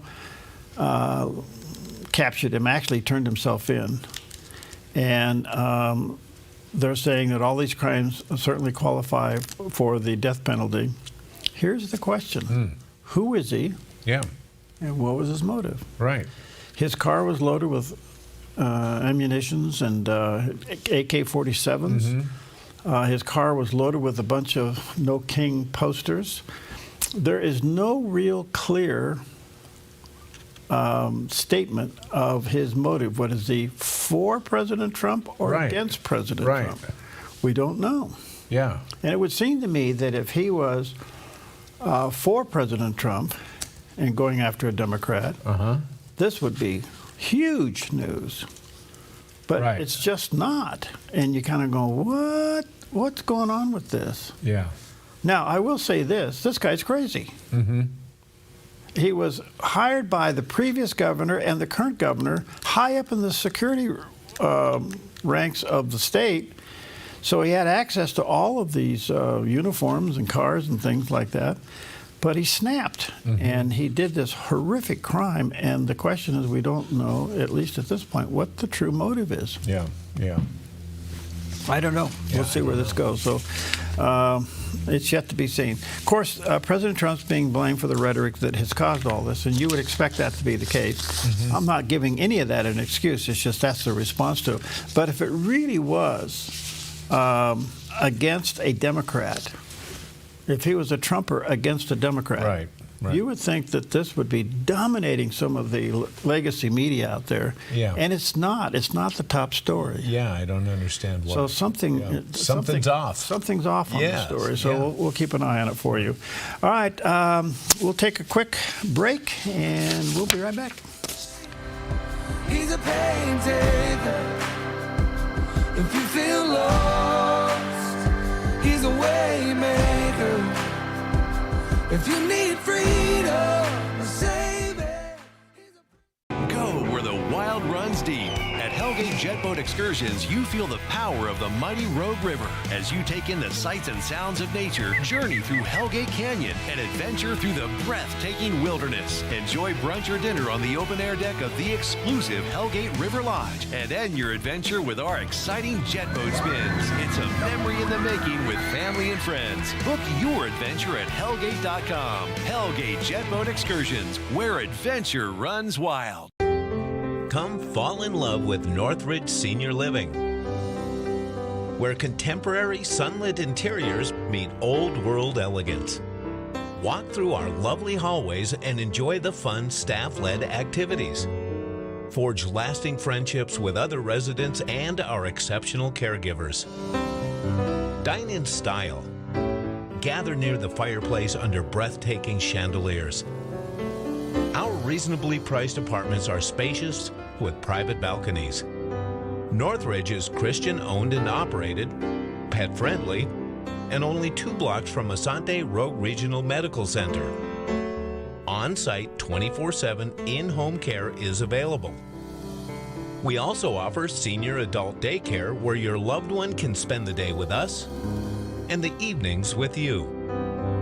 Northridge Senior Living, your home.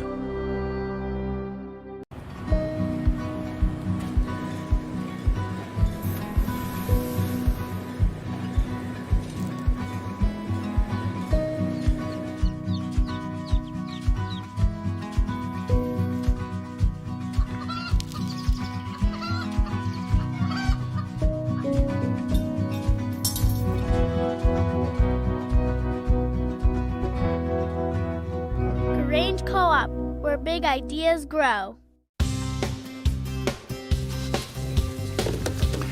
Hi, good morning to you. Happy Tuesday, beautiful day in the neighborhood.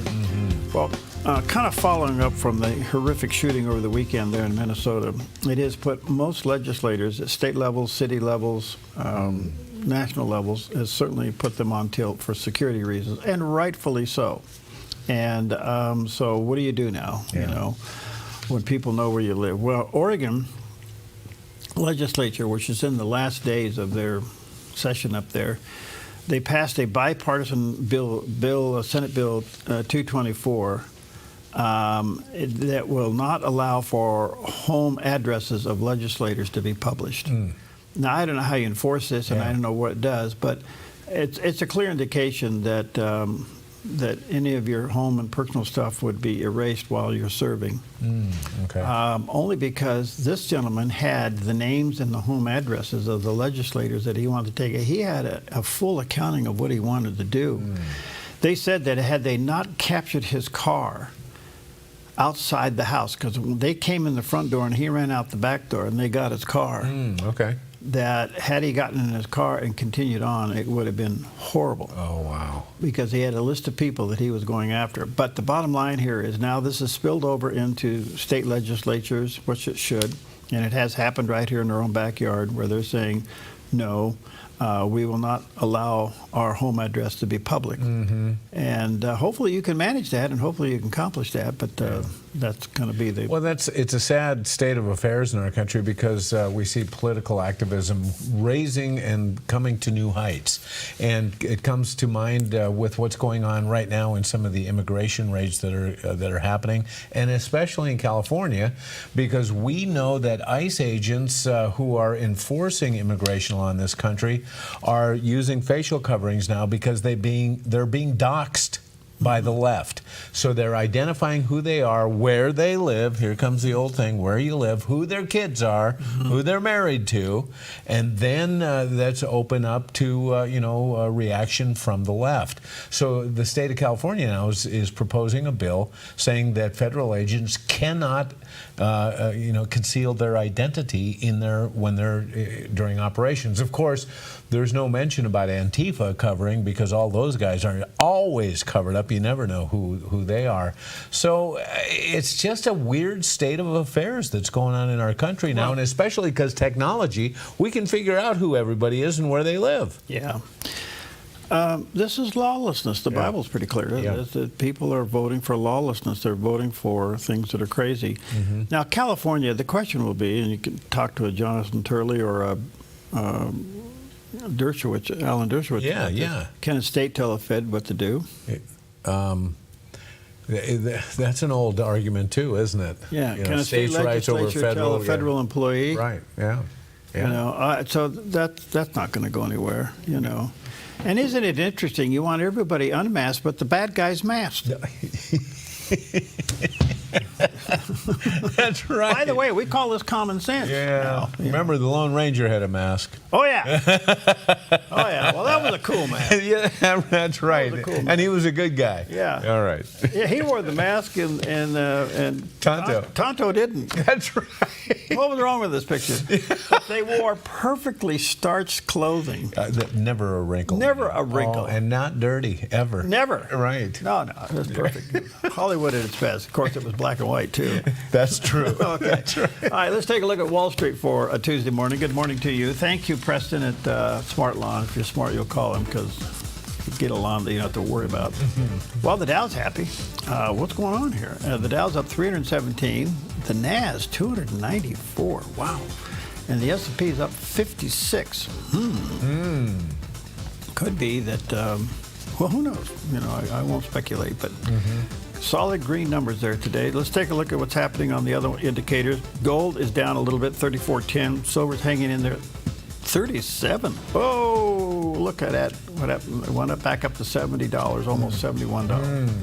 They say we'll see a spike for a while during this war, But in the meantime, drill, baby, drill, and the pipeline and all that stuff, is it happening here in America? Yeah. Okay, so. Yeah, absolutely. All right. Well, we've been looking at a lot of the activity of the rioters out there. You know, and I noticed on social media some postings from people who are participating in the No Kings event. And I thought, really? I didn't know your persuasion took you over that far to the left side.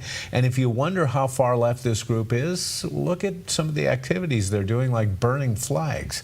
Well, Senator Josh Hawley spoke with Fox News about the rioters and their burning of American flags. Yeah, I think that's absolutely right, Jesse. These aren't spontaneous at all. They're about as authentic as AstroTurf. They are bought and paid for flash mobs.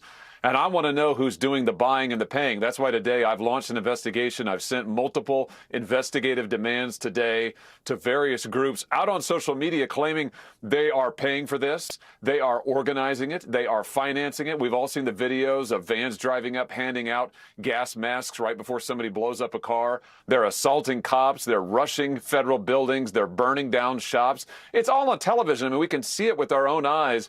I'm just glad Trump isn't letting the city burn. I mean, Gavin Newsom would allow his state to burn for the second time in a year. And the worst part is somebody is paying for all of this, and they're trying to spread it, Jesse, just like you reported. They're trying to spread it across the country, to Chicago, to St. Louis, to Seattle, New York, everywhere. We got to figure out who is behind this. And by the way, why is the Democrat Party now basically an extended mental ward? I mean, what has happened to these people? They're nuts. I mean, they're out there saying all peaceful protests, it's all peaceful. And by the way, this is Donald Trump's fault. I'm like, really? Donald Trump's fault? Gee, I missed it when Donald Trump went and blew up a car on Highway 101. I didn't see him when he was assaulting cops. What I saw was a bunch of lunatics who were waving the Mexican flag and other flags while they burned our own. And by the way, Jesse, we ought to penalize people who burn the American flag while they're committing a crime. If you do that, you ought to have your prison sentence doubled. It's time to get serious with these people. It's law and order time in America. No more of this nonsense. That flag means something to Americans. If you think that you can just burn it and get away with it, it's time that we disabuse them of that notion. The other thing I'd say, Jesse, is if these protesters want to have a place to protest, how about a nice jail cell? And right after that, how about a one-way ticket back to the country where they came from, never to see the United States again? Okay, so whatever happened to the proposal, and I don't know where it is in the system, that there would be a fine for burning the flag and jail time? I mean, they were going to make this a crime, and I don't know where it... I think it got stuck in... I think it was adjudicated on in the fact that it was established that it was a part of our free speech rights in our country. So burning a flag is now a part of free speech, but which is sad. But it really also says a whole bunch when they're holding up one nation's flag and holding up proudly and burning our flag on our soil. On our soil, where you're protesting and where you're rioting. Yeah. So. Okay, so what Senator Hawley is saying there, it's clear, you know, it's obvious. So who is behind it? Yeah. Yeah. And it's hard for us to believe that somebody's driving up and handing out gas masks. Right. By the way, truckloads of water around the corner for Oh, yeah. Oh, none of this is generic and spontaneous. No, and who is paying? Is it George Soros? It could be. Well, Soros' son, Alex. Yeah. Okay, well, he's out there, but yeah. And I realize they got limitless funds to do this, but it also suggests there's an organization that organizes it. Yes. Why? We can put people on the moon. We can't find this organization? Well, that's a great point. And I think we can find the Ayatollah hiding in a bomb shelter, but we can't find let me ask you, Josh Hawley said he wants to find out who it is. Do you think that they have the ability? Well, the answer is yes. I think so, yeah. Yeah, I would say that Kash Patel probably has an idea. Yes. Attorney General Bondi probably has an idea. So they just need to have a coalition in bringing this together and say, all right, here it is, and there's what's happening. Right. And point it out. Because it's aiding and abetting. Yeah. And so we'll see. I don't know. It's kind of crazy, you know. It's very crazy. What did he call it? Some Democratic extension of the mental ward or something? Yes, something like that. I don't know. So, do you like whole cherries on your cherry tort? Yeah. Do you want to see? Well, no, I don't want the pit. You have to have pitted cherries? Well, I like the torts, but one of my favorite things is cherry pie a la mode. Oh. It's just one of my favorite things. We can do that. Especially when Costco has them. Oh. And they're this big. Yeah. Oh. Yeah. Well, they're kind of that big. What is it with the size of the pies at Costco? Yeah. It's called a liter. It's kind of like the hot dog out there. Yeah, that's right. Lost leader. You're right. Leader. Yes. All right, we'll be right back.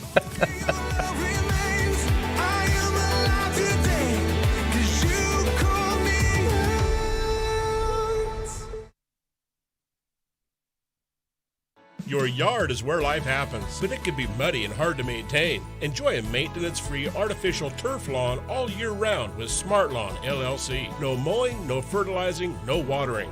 Our synthetic grass is beautiful and resilient. It's certified to be lead-free and there's no need for pesticides. Safe for your children and pets. Smart Lawn LLC has all your artificial turf and putting green areas covered beautifully. 541-941-3538. Spring is around the corner and summer is on its way. With fire danger biting at its heels, flammable blackberries and underbrush will grow like gangbusters and sprout fire danger in no time. A wise property owner knows the best time to take care of fire danger is to extinguish it before it gets started. GMV Forestry LLC can help you protect your property with adequate fire brush clearing to fireproof a zone around your precious property. With over 35 years experience, GMV Forestry LLC has the knowledge, experience, and all the equipment you need to get the job done right, offering a wide variety of services like mulching, field mowing, snow removal, driveway clearing, ditch cleaning, gravel delivery and spreading, driveway sweeping, logging, and more. GMV Forestry LLC does it all, and they do it right. GMV Forestry LLC, the team you can trust. 541-660-6445. 541-660-6445. Clean water is essential to your good health. Ultra Pure Purified Water has been delivering purified, healthy drinking water to the Rogue Valley since 1995. Locally owned and family run, Ultra Pure Purified Water uses a multi-stage process ensuring your delivery of water is 99.8% pure, so your family stays hydrated and healthy. Online at ultrapurewaterinc.com or call 541-734-0828. 541-734-0828. Hey, how y'all doing out there? Good morning to you. 1:30. Well, the only thing I can say is things are pretty tense in the Middle East, and when you have the President of the United States and the Prime Minister of Israel telling the citizens of Tehran to get out of town, and they are doing it. They actually have traffic jams getting out, and the Prime Minister Netanyahu is saying your day of liberation is near. What does that mean? Yeah. Does that mean regime change? Could be. Now, they've taken out a lot of military leaders. They know where they are. They've taken out nuclear scientists. They know where they are. And the new replacement military leaders have been taken out. Right. You kind of go, whoa. And there's one uranium enrichment project up in the mountains where this thing is deep in the side of the mountain. Yeah. And that could require what we call a bunker bomb, and the United States has that. Yeah. Will they make arrangements to give it to Israel because that could go into the mountain and destroy it? Right. A lot of this is done with extreme caution because you could create unnecessarily a nuclear cloud. Then what are you going to do? How far along is this stuff? Yeah. What could happen? I mean, it's really high-tech stuff. And where is the Ayatollah? They know where he is. You would think so, yeah. So let's check in with CBN Newswatch and get caught up. This is CBN Newswatch. We're going to begin this half hour with the war between Israel and Iran and President Trump's actions as he unexpectedly departed the G7 summit in Canada to join his national security team back at the White House. And Israeli Prime Minister Benjamin Netanyahu says the battle against Iran is far from over. CBN's Chris Mitchell brings us the story now, reporting from Jerusalem. As he left Canada, Trump wrote on Truth Social, "Iran should have signed the deal I told them to sign." Simply stated, Iran cannot have a nuclear weapon. Everyone should immediately evacuate Tehran. A massive exodus of people are fleeing Iran's capital, as Israeli officials also urged thousands of people in Tehran on Monday to evacuate ahead of airstrikes. There are reports Iran is sending urgent signals to end the war and resume nuclear talks if the U.S. does not join the fight. Talking to ABC News, Israeli Prime Minister Benjamin Netanyahu said he doesn't see signs Iran is serious about ending the war. Well, we're going to see if Iran is serious about dismantling their nuclear program, dismantling their missile capacity, dismantling the terror axis that terrorizes everybody in the Middle East and well beyond. If they agree to all of that, obviously, the war could end. If they lay down their arms, they lay down their weapons of mass death, that's different. But so far, they haven't done it. Netanyahu also said Israel will not rule out targeting the Ayatollah because taking him out would end the conflict. The IDF says it's hit more than 250 targets across Iran, estimating it's destroyed a third of the regime's ballistic missile launchers and continues to strike military infrastructure, surface-to-surface missiles, and UAVs. As in Gaza, Lebanon, and Yemen, Israel sent evacuation warnings to civilians in Tehran to avoid military targets. In the middle of a program, the IDF also hit the IRIB, Iran's state broadcaster, considered a key propaganda arm of the regime. The center's activities were carried out under the direct guidance and mission of the Revolutionary Guard. For years, the Revolutionary Guard has called for the destruction of the State of Israel and genocide. Monday night, Netanyahu said the campaign is far from over. We have more goals, and we're really going to do a root canal here. We're changing the face of the Middle East, and this can lead to far-reaching changes, even within Iran itself. Iran today is seeing the fastest growth of Christianity than in any other country in the world today. And they are on fire. CBN's George Thomas has reported extensively on the underground church in Iran. The church is on fire. The Iranian regime is scared to death of the rising evangelical movement inside the country. Not so much about a threat, that they want to depose the regime politically, but they want to bring a new spirit to the country. And there's a tremendous prayer movement that has been unleashed across Iran for many, many years. So many people seeing dreams and visions, seeing Jesus Christ in dreams and visions. He says believers inside Iran need prayer now more than ever. So pray for continued boldness and the strength and the courage in the days ahead, because the regime, when they're cornered, when they're under the spotlight and under the gun, so to speak, they tend to take their frustration and their anger on their own people. And Chris Mitchell joins us now with more. So, Chris, both Israel and President Trump have warned people to leave Tehran, and many are trying to get out, as we saw in your piece. What else is the president posting on Truth Social? Well, one of the latest things he's done, Ephraim, is he's actually contradicted reports that he's engaged in negotiations with Iran. He wrote, "I've not reached out to Iran for peace talks in any way, shape, or form. It's just more highly fabricated fake news. If they want to talk, they know how to reach me, and they should have taken the deal that was on the table, and that would have saved a lot of lives." And I think we'll find some more clarity, Ephraim, when Trump gets out of this meeting with his National Security Council. We're also seeing, as we said, that massive exodus out of Tehran. And possibly, some people are anticipating the possibility that actually the U.S. may join Israel's attack against Iran's nuclear facilities. One key infrastructure would be the enrichment facility at Fordo that's buried under a mountain. Many people believe it's really only the massive bunker-busting bomb that the U.S. has that could actually penetrate that bomb. And I just heard one other thing this morning. One person is actually suggesting that maybe if the U.S. doesn't want to get directly involved, that Israel could actually rent a B-52 bomber and that bomb to go ahead and hit Fordo. In the seriousness of the moment, when you see Chris Mitchell holding back a smile. I don't think I've ever seen him smile. No, he was holding that back. Oh, man. Hey, hello, Don. Yeah, can we rent a B-52 for a couple of hours? By the way, could you put that bunker buster on it? Put the big one on there. Oh! Well, maybe that's what happens. Oh, could be. You think about most of the armament that Israel has comes from the United States. Absolutely. The jets, the bombs, everything comes from the United States. And so you want to run a B-52? I won't go into my story, B-52. I love that story. You have to watch it later on the website, but I gave a B-52 story years ago. And Paul Harvey actually reported on it. And it's wonderful. Late Paul Harvey. And did you know, you got me going on B-52s. Yeah. It's been in service for over 70 years. Yep.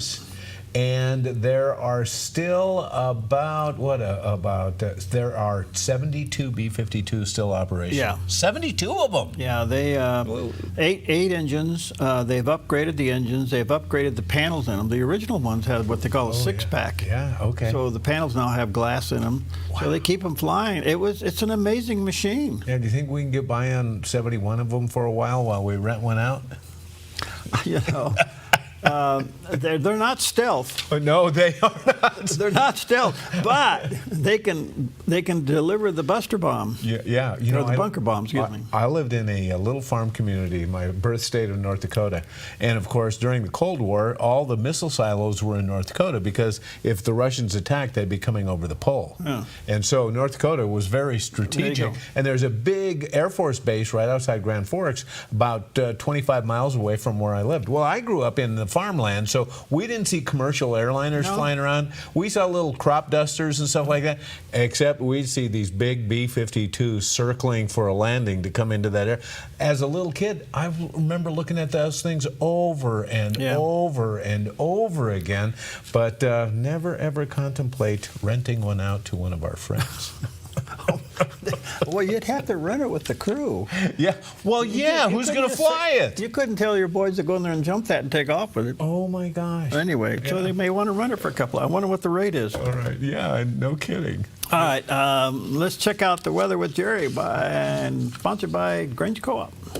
The weather pattern continues with clear skies and seasonable temperatures. So today in northern Oregon and southern Washington, sunny with highs in the upper 70s to low 80s for Vancouver, Portland, Wilsonville, and McMinnville with a light southwest wind. Continuing down the Willamette Valley with sunny skies and daytime highs in the upper 70s to low 80s for Salem, Albany, Corvallis, and Eugene, with a calm wind becoming west around 6 miles per hour this afternoon. Sunshine continues across central Oregon with daytime high temperatures in the low 80s for Prineville and Bend and upper 70s for Sun River. Over in Boise, Idaho, sunny with a high in the upper 80s and a light northwest wind. Along the Oregon coast, sunny with a high in the upper 60s for Coos Bay and low 60s in Port Orford. Patchy fog in Brookings, then sunny in mid-50s, and patchy fog, then sunny in low 60s for Crescent City, California. Sunny skies across southern Oregon with daytime high temperatures in the mid to upper 80s for Grants Pass, Medford, and Ashland. In the Klamath Basin, sunny in mid-80s with a light southwest wind this afternoon. Warming up as we move into Northern California with sunshine and daytime highs in the mid-80s for Wairika, sunny with highs near 97 in Redding, near 95 in Chico, and low 90s in Sacramento with a light west wind. In the Bay Area, sunny with daytime highs near 84 in Santa Rosa and 83 in Napa. Sunny in San Francisco with a high in the upper 60s and a west wind gusting up to 21 miles per hour. And today in San Jose, sunny and near 80. It's a look at your Tuesday weather on the Dove. All right, and there's Tuesday, southern Oregon right there at the south end of the valley. Beautiful day, so be careful out there. As you can see, it's dry. Hey, recently I was laid up for a few weeks, and I was stuck in bed with my leg elevated for, days and days and days. And I started binge watching some programs. Yeah. Especially Cops. Bad boys, you're one of those guys, huh? What you gonna do? And I love the pursuits, and especially when they do like the pit maneuver and stuff. It's oh my goodness. Well, we've seen police high-speed pursuits certainly on the news and on shows like Cops, but it was on this day in history that we saw a bizarre low-speed chase that was covered like none other. O.J. Simpson, once a beloved football hero and actor, was now a fugitive. Earlier that week, Simpson had been charged with the brutal murders of his ex-wife, Nicole Brown Simpson, and her friend, Ron Goldman. He was due to surrender that morning, but O.J. didn't show. Instead, the nation watched in disbelief as helicopters tracked a white Ford Bronco crawling down a Los Angeles freeway. Inside was Simpson, driven by his friend Al Cowings. Tens of millions watched live as sporting events were interrupted and news anchors narrated a bizarre slow-motion drama. Fans gathered on overpasses holding signs. Police trailed at a distance, and the chase lasted for 2 hours. Finally, Simpson returned to his Brentwood home where he surrendered without incident. It wasn't just a police pursuit, it was the collapse of a public icon played out on national television, marking the start of what would become one of the most controversial trials in American history. I'll never forget they were interrupting programming to alert me about the low-speed chase that was going on the 405. It was amazing. And that Bronco showed up at Pawn Stars. Oh, no kidding. I didn't see that episode. No. Yeah, somebody had it and brought it into Pawn Stars. I'll be. And what's the guy's name? Richard? The big guy? Yeah. Rick. Rick. Yeah, Rick. All right, so he had to, he said, wait a minute, time out here. Okay? Yeah. And so it took him quite a while to make sure that it was authentic, it was the real one, and it was. And I don't think he bought it because the price was way up. Well, yeah, that happens. Sometimes people get a little greedy and So interesting. Okay. Well, no King's Day. It was quite a day. It was a big set of demonstrations across the country to offset the president's military parade in Washington, D.C. It happened to be his birthday, too, so the combination of two, but it was the 250th birthday of the United States Army. So he was asked, kind of a little humorous response, what do you think of No King's Day, Mr. President? And here's what he had to say. Several No Kings protests planned across the country on Saturday as well. What are your thoughts on those? What do they go? No Kings? No Kings. I don't feel like a king. I have to go through hell to get stuff approved. A king would say, I'm not going to get this. A king would have never had the California mandate to even be talking to him. He wouldn't have to call up Mike Johnson and Thune and say, fellas, you got to pull this off, and after years we get it done. No, we're not a king. We're not a king at all. Thank you very much. Well, I think he makes the point. Yeah. America was created as a result of a dominating king. Right. And they put every safeguard in place. Yeah. Separation of powers, 3 branches of government, actually 4. You have the executive, the judicial, and the legislative, and the individual. Yeah.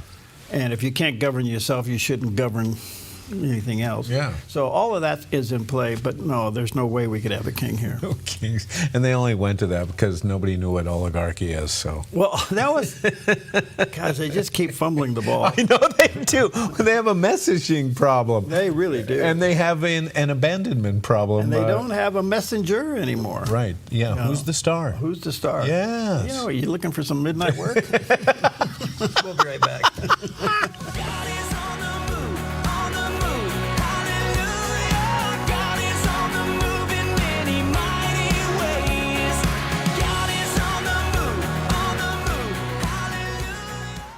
The right cleaning company matters. Choose Dust Plus Cleaning and Carpet Care, a family-owned company proudly serving Grants Pass and nearby communities for over 25 years. We're passionate about delivering the best, whether it's carpets, using purified water for no window spots, or carefully washing solar panels. We're committed to superb customer service from start to finish. Radiant spaces from local professionals. Request a free quote today. Finding that next great series to binge watch is fun, but your neck, shoulders, and body don't count that as me time. Hi, I'm Tamara Miller, owner of Organic Element Spa, and I invite you to put down the remote, get off the couch, and schedule yourself some real me or we time with your favorite service, like one of our many massages, couples massages, or facials. Your health, safety, and comfort are always top priority with us at Organic Element Spa. We can't wait to see you. Book your appointment today. Put your gold in an envelope, mail it. Hopefully you get a check. Nah. Father and son jewelry, bring your gold in, we weigh it, we check it, we make you the offer. Or turn your something old into something new. Whether it's an idea, a picture, or a piece you want to duplicate, we can melt it down and make it for you. If you find your perfect piece in store, trade your something old for something new, and you always get a little extra. Visit Father and Son Jewelry, 5 generations of family in Medford. How can Christian parents train their kids to know and follow God's design for sexuality in a culture that increasingly rejects it? Join us as we uncover the damaging misinformation being fed to your children on sexuality and gender identity, and learn effective strategies for grounding them in biblical truth with confidence and grace. Join me for the John Ankerberg Show weekdays at 4 o'clock right here on the Dove TV. It'll be encouraging and informative.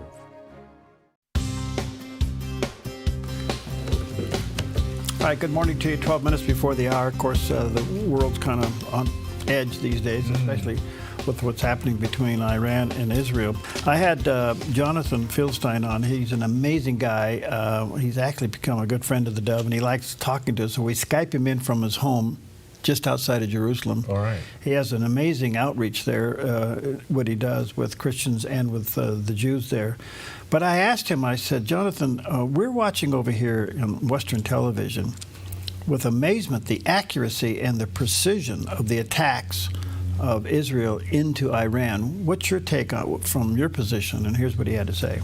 I think the last time we saw such miraculous divine involvement was the Exodus from Egypt, when God performed all these plagues, and then doing so against what was then the world's superpower. But the precision of the strikes, as you said, the intelligence behind them, the audacity to even have people on the ground inside Iran who launch drones from close up to where these missiles and other nuclear sites and people behind them have been located. It's nothing short of miraculous. And while we get a daily, multiple times a day light show overhead with hundreds of drones and missiles being fired at us, and yes, some are getting through and causing tremendous damage, and I surely don't diminish the fact that I think as of now 15 people have been killed here in Israel and hundreds injured, and property damage that's not yet been calculated. The fact that it's only 15 people. One of my neighbors is a rabbi in the army, and he was saying that the army was in fact prepared with refrigeration vehicles, anticipating as many as 4,000 casualties. That was yesterday. Since I've talked to him, 24 more people have been killed on the last series of missiles coming in from Iran in and around Tel Aviv, so that's increased.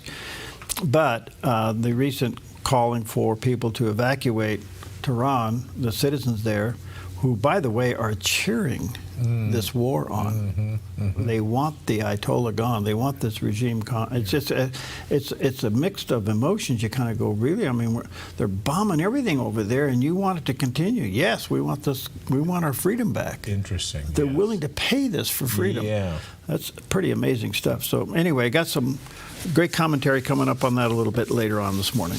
Well, you may be a pro golfer or whatever you may be, dads, but you're still a dad first. And J.J. Spahn had quite a Father's Day, and it started very, very early. It was perhaps the biggest day of his sporting life, and J.J. Spahn had to wake up early to get medicine after his daughter started vomiting at 3 a.m., but his performance at the U.S. Open ultimately did not suffer.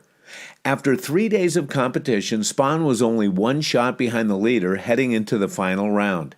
It was Father's Day, and his tee time would arrive soon. But Spahn first had to run out to get medicine from CVS for his sick daughter, and thanks to a masterful final stretch of play, including a 65-foot putt on the last hole, he got the win too, capturing the 125th U.S. Open Championship at Oakmont Country Club near Pittsburgh, Pennsylvania. Spahn said in his championship press conference, it was kind of a rough start to the morning as he revisited the stomach bug story and his CVS run. He bogeyed 5 of the first 6 holes and said, I'm not blaming that on my start, but it just kind of fit the mold of what was going on, the chaos. In the end, Spahn, a 34-year-old California resident who also suffers from type 1 diabetes, recovered and took the lead with a magical drive and a birdie on hole number 17. He added another birdie on 18 with the incredible 65-foot putt as his daughters, both healthy again, looked on.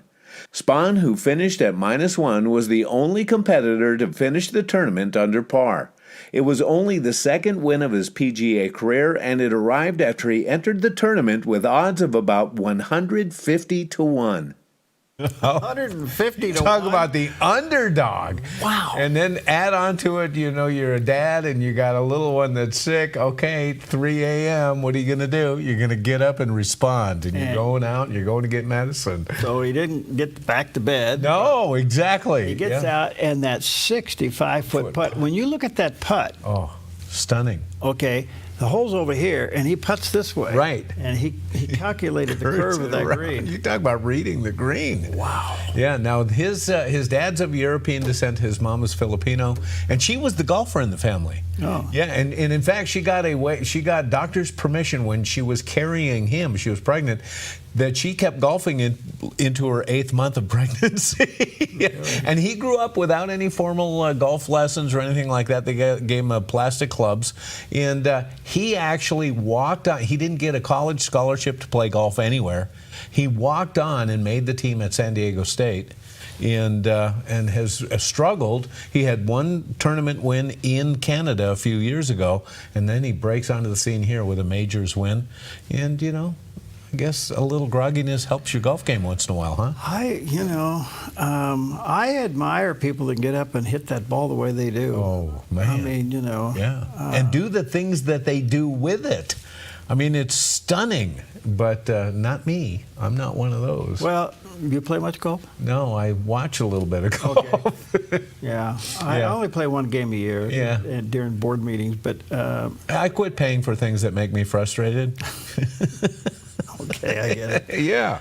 I wish I could do it more, but I have a hard time spending 4 hours doing something.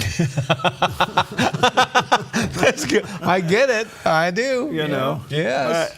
It's a lot of fun. It's very relaxing, and if you're doing it for fun, you know, it can be frustrating. Yeah. You got to laugh at yourself. Yeah. But boy, it's kind of like fishing. Every once in a while, you have a good shot. Yeah, and that's when you remember. And that's when, all right, I can do this. It's kind of like fishing. You catch a fish, but, you know. I remember that one shot. I still remember it. You know, and I'm a pretty good driver. All right. But chipping and putting, oh, my stars. You might as well put the green 3 states away. You know. Yeah. But anyways, it's fun to watch. Yeah. All right, got some great guests. Bill Walton will be with me in a few moments. We'll be talking. He has what they call Resolute Protectors Foundations, and we'll be talking about did the No King rallies help or hurt the president? Dan Perkins will be here. He always got a lot of comment. Take with you Psalm 34, verse 8 today. Oh, taste and see that the Lord is good, and blessed is the man, the woman, who takes refuge in him. Isn't that wonderful? Mm-hmm. So take refuge in the Lord today. You can play a little golf early. It'll be nice if you want to do that. And moreover, have some cherry tart. And then savor every moment of it. All right, we'll be right back.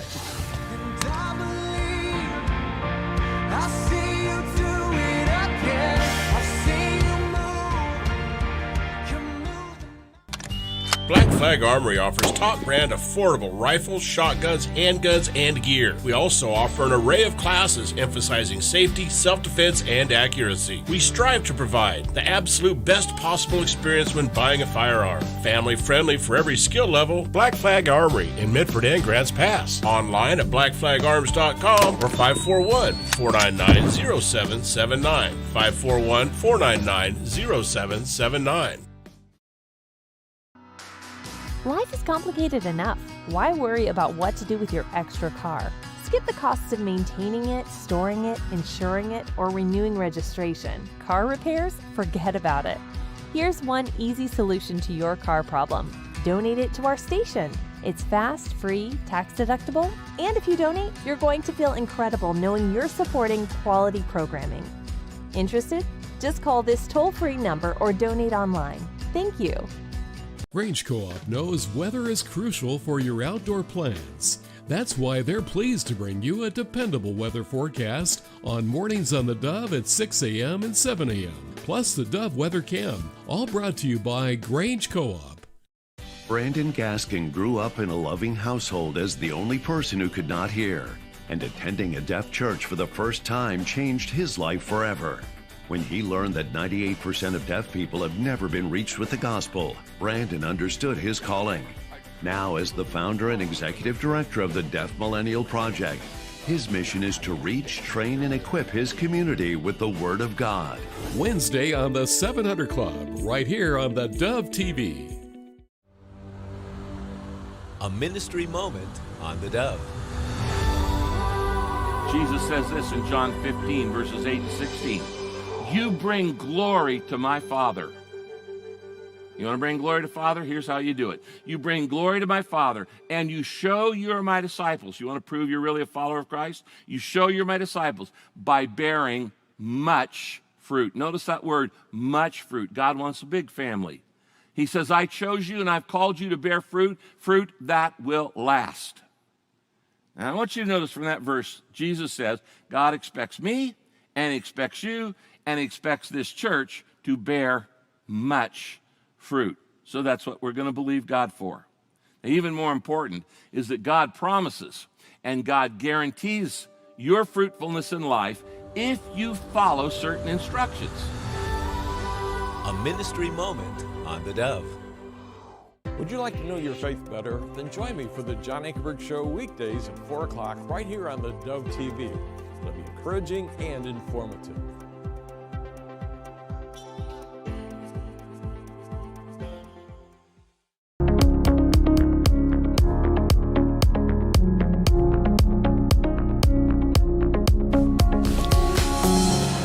Welcome to Focus Today. I'm your host, Perry Atkinson, and delighted to have back with us today Bill Walton. He's known as the Unwoke CEO. He's the host of the Bill Walton Show.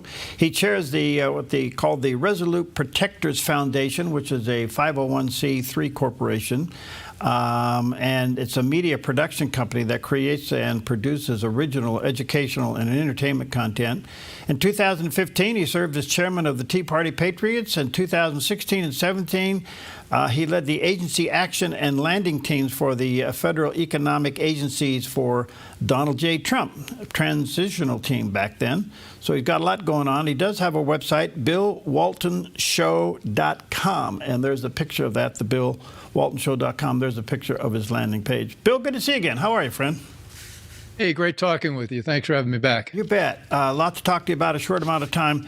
What's your take on the No Kings rally through the weekend, and did it help or hurt the president?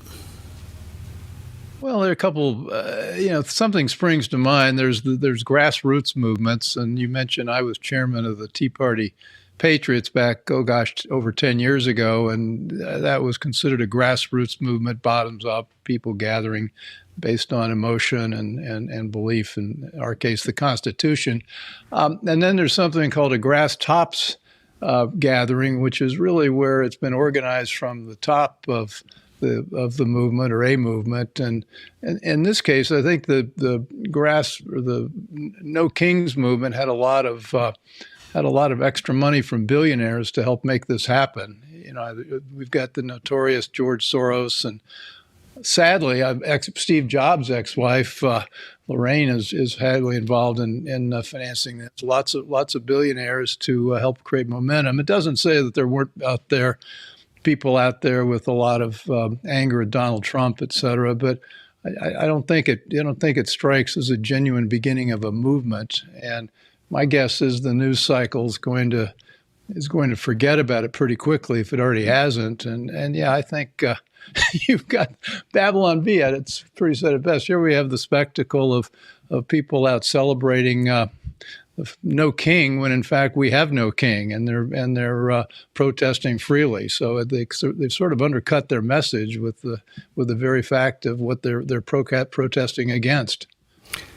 Well, it obviously it was well organized. It happened across the country one day on the same day that the president was doing the military parade, his birthday, the recognition of the 250th birthday of the Army.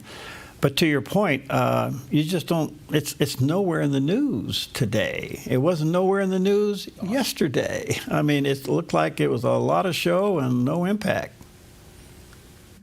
Well, I was looking for it on the weekend. I couldn't find it. I couldn't find it when it was happening. Yeah. So yeah. Well, I guess that's good. You know, but we've still got over 70 million people who did not vote for Donald Trump, and so there's going to be opposition throughout this administration.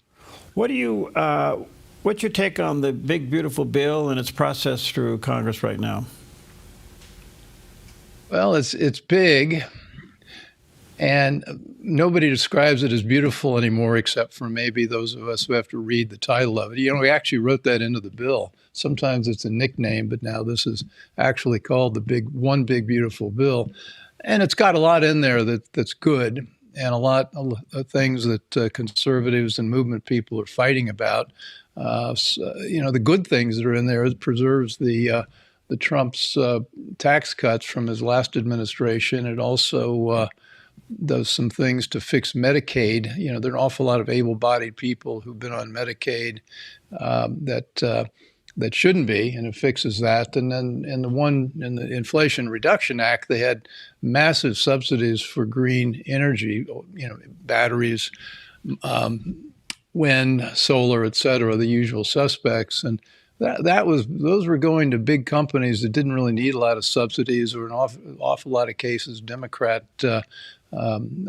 operatives. And if my view, and I like a lot of people's view, if something depends on that amount of subsidies, in this case it was almost up to $1 trillion, you've got to question whether it's a really good idea.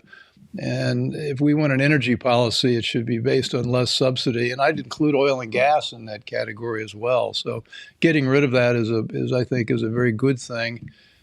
Republicans, you know, of course, it's not going to get any Democrat votes. I mean, Chuck Schumer and Hakeem Jeffries, head of the Senate and House Democrat parties, have both said separately that this bill is going to cause people to die. I mean, Jeffries says literally die. That'll be that's a little extreme, and I don't think that's going to win a lot of people over to his side. But on the Republican side, there are people that don't feel it goes far enough. Ron Johnson in Wisconsin wants to do a line-by-line analysis of this. What it doesn't do is it doesn't cut the deficit.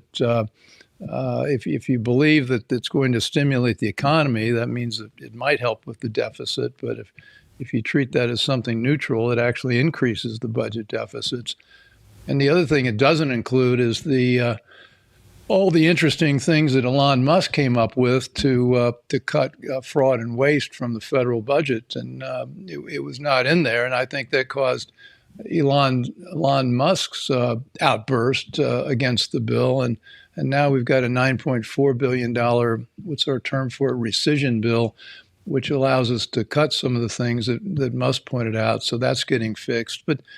You know, it's you know, I live near D.C. and these things are always messy, and you know, you've got 53,000 lobbyists to come out to get the one piece of every single bill, and that's no different in this case. But I do think it will pass, because the big thing is the Republicans need to make it pass to preserve the tax cuts. Yeah, I was just going to go there. Isn't that the major motivation behind this bill, is to preserve the tax cuts from the first term? Yeah. The old saying is, how do you eat an elephant? Well, one bite at a time. And this would be the first bite, don't you think? It's the first bite. It's first bite. And, you know, after the confusion about not having any of the Musk Doge cuts, they quickly responded, and they've got the first bill, which is coming out. And as I understand it, they've got 3 or 4 or 5 bills coming out after that to go after this thing piecemeal. Of course, they're, you know, somebody like me who doesn't follow this incredibly confusing budget process that closely, these things are impossible to track what's in it. It's 1,100 pages, and you go on to one of the AI machines like ChatGPT or Claude, and you ask them how many line items are in this bill, and it can't tell you. I mean, it just literally, you know, it cooks the computer to come up with how much is in this. And I think if we get back to the good old days of passing individual bills and individual things that everybody can understand and vote on, that would be a lot better. And I think that's what both Trump and the Republican leadership in Congress are going to be aiming for. So with this bill, the big, beautiful bill now in the Senate probably will see some adjustments.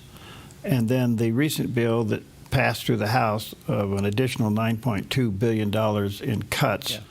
Is it possible, Bill, we are on our way to a balanced budget? Oop. Can I give you a long pause and ask as if my sound isn't working? Well, I didn't know if the computer froze, but go ahead. That was on purpose. I can't. I tried to blame the computer, but it was actually me. I think we're a long way from balancing the budget. We've got a $2 trillion annual deficit, which is astonishing, particularly when you consider that if we were spending just the money that we spent in 2019 before the COVID lockdowns, we would have a balanced budget today based on the revenue that's coming in. So, and that's Ron Johnson's point. We can actually go back and look at where all these increases came in and cut those back, and we could get to a balanced budget. But we haven't done that, and I don't see anybody working on that right now. I think one of the issues is our president, who I am a supporter of and think he's doing a lot of right things. He's not really a budget cutter. He likes to spend. He likes to build. I mean, he talks. We no longer, I think, if it lasts in the bill, no taxes on tips, no taxes on overtime, no taxes or lower taxes on Medicare. Those are not going to reduce the deficit, and so. I think temperamentally he's the wrong guy to lead that charge, and frankly, I don't think a lot of people would have voted for him if he were. So the cuts are not politically popular, tough to do, and maybe we'll make some progress, but I just don't.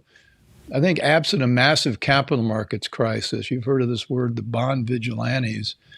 Unless people stop buying, investors stop buying the federal debt, stop buying treasuries, or at least cause a strike, and the interest rates rise significantly to make it impossible to finance it properly, I don't see anything being done voluntarily. My scenario has us running into some crisis. I hope it's a small crisis where we have to do it, and I think that would discipline the politicians. To that point, how close were we to the edge had we not addressed this, and how close do we remain to the edge if all this passes? Oh, I think we're still dancing on the precipice. It's still a close thing. We're not.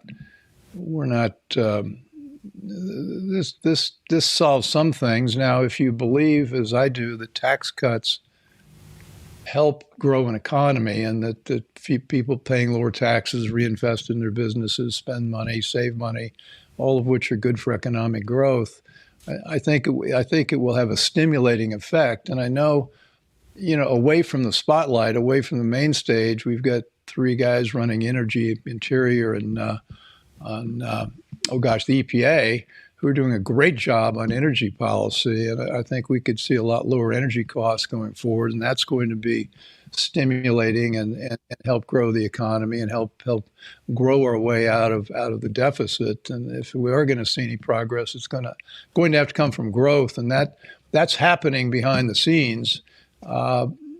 And I'm not so sure it's not a bad thing it's happening behind the scenes, because if what they were doing were widely known by the left, I think we'd be seeing nothing but attacks. And instead, they're focused on other stuff, which is sometimes I think that's Trump's big strategy. Well, make people outraged about one thing so you can get something else done that you really want to get done. So before I run out of time, isn't that kind of the bottom line of the president's strategy, is to put more money in people's pocket to stimulate the economy, which creates the opportunity to pay down the debt? I mean, isn't that the big motivator here? Absolutely. I think you put it perfectly. That's the summary, and everything else is noise. Yeah. And it's pro-American, it's pro-individuals, it's pro-middle class, it's it's pro even the people that didn't used to vote for Trump. It's pro for the Hispanic, Latino community, the black community. Black men are rushing in to line up to support Trump. So I think what he's doing helps everybody, helps a lot of regular people, and it's a growth agenda, and that I think is the right one. Wow. All right. Well, I got to get you back because you have a lot to talk about here. But how do you rate? We haven't even talked about it. There's a ton here, but you were part of the first administration leading up to his election, and here you are today. How would you rate the president today? Oh, I think it's night and day. I was involved in the transition in 2016, 2017. In fact, I ran about a third of the groups overseeing creating action plans for all the federal financial agencies, the SEC and Treasury and so forth. And, Trump didn't know Washington. He had no idea what he was going to need to appoint 4,000 people to run the government. He'd been running a deal shop, a real estate deal shop, and an entertainment boutique. And he was not ready, didn't know who to do it. The difference this time is the people he has surrounding him. I think, generally speaking, almost everybody in the cabinet is a notch or two or three above the choices last time, and they know what to do and they're getting it done. And he's also been very careful about getting people who support his agenda. And so he's got a lot fewer covert operations working against him this time. And he also is a different man. I mean, I think the Butler assassination attempt, I've only been with him once since then, but for people who've been around him, he's really he's a serious man, and he enjoys being an entertainer and still outraging people. But I think he thinks he's on a mission, and so this is 2.0 is a lot better than 1.0. Bill, you're fascinating. We'll stay connected. Let me say to our viewers and listeners, check out his website, BillWaltonShow.com. There's the picture of that landing page. You can check out the show and all of the other things going on, BillWaltonShow.com. Thank you, friend, for your time. Let's stay connected. Okay, love it. Like talking with you. Hope to talk with you soon. Thank you.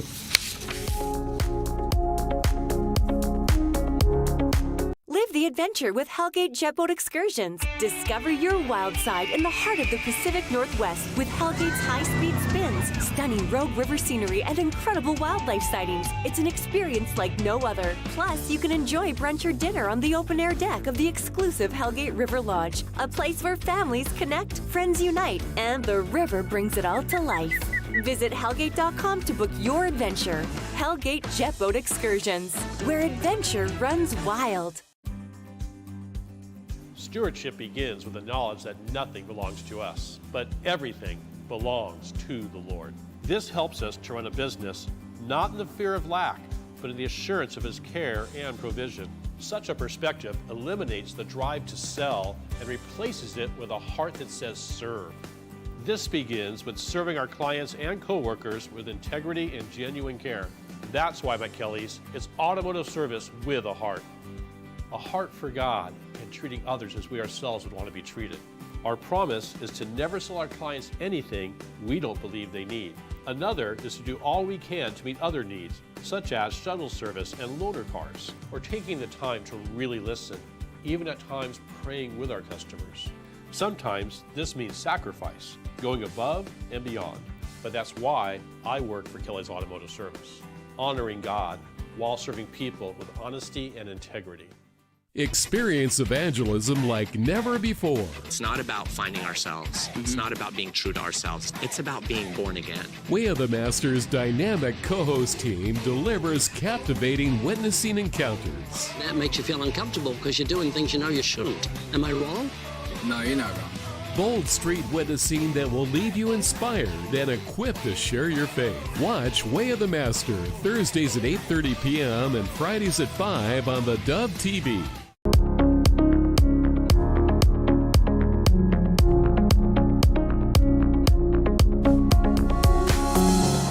Back, as we know, over the weekend, the Army celebrated 250 years. And of course, it was commemorated with an amazing parade in Washington, D.C. And I'm so honored to have with us today Douglas Ernest. He's the author of the, quote, Spirit of the True Patriot, the inspiring story of retired Captain Douglas J. Ernest. He's a U.S. Army war veteran, entrepreneur, and an owner of a very successful Corvette dealership in Dallas, Texas. Wow. That's kind of interesting. Check out his website, Douglas Ernest, ERNEST.com. And there's the picture of the landing page right there. You can check that out as well. Captain, good to see you, friend. How are you? Doing great, Perry. Thanks for having me on the show this morning to voice my perspective. What's going on around the world? You're the man. You're the man. Thank you. Did you take a vet out for a spin before you come on the show this morning? I sure did. My 2-year-old son was climbing in and out of the car, so I had to take him around the block real quick before I went to work. That's good stuff. Good to see you. Thanks for your time. Thank you for your service. A lot to talk about. What did you think of the parade Saturday? Awesome. I had talked to several of my fellow colleagues that are veterans, and everybody was very inspired. Some of the music they were playing brought back great memories of my 17, 18-year-old enlistment in the military, and it was just so awesome and magnificent to see our country honoring these veterans, honoring the military that has been around for 250 years, and having a president and a leadership and a body of government that now appreciates those that serve, and that will allow us to highlight those that have served so that we can have a better country and continue in what I hope will be another 250 years. That's wonderful. Give us a little bit of a highlight of your service, Douglas. I'd be happy to. You know, I joined the military at the age of 17 years old. I came from a pretty stringent, tough background.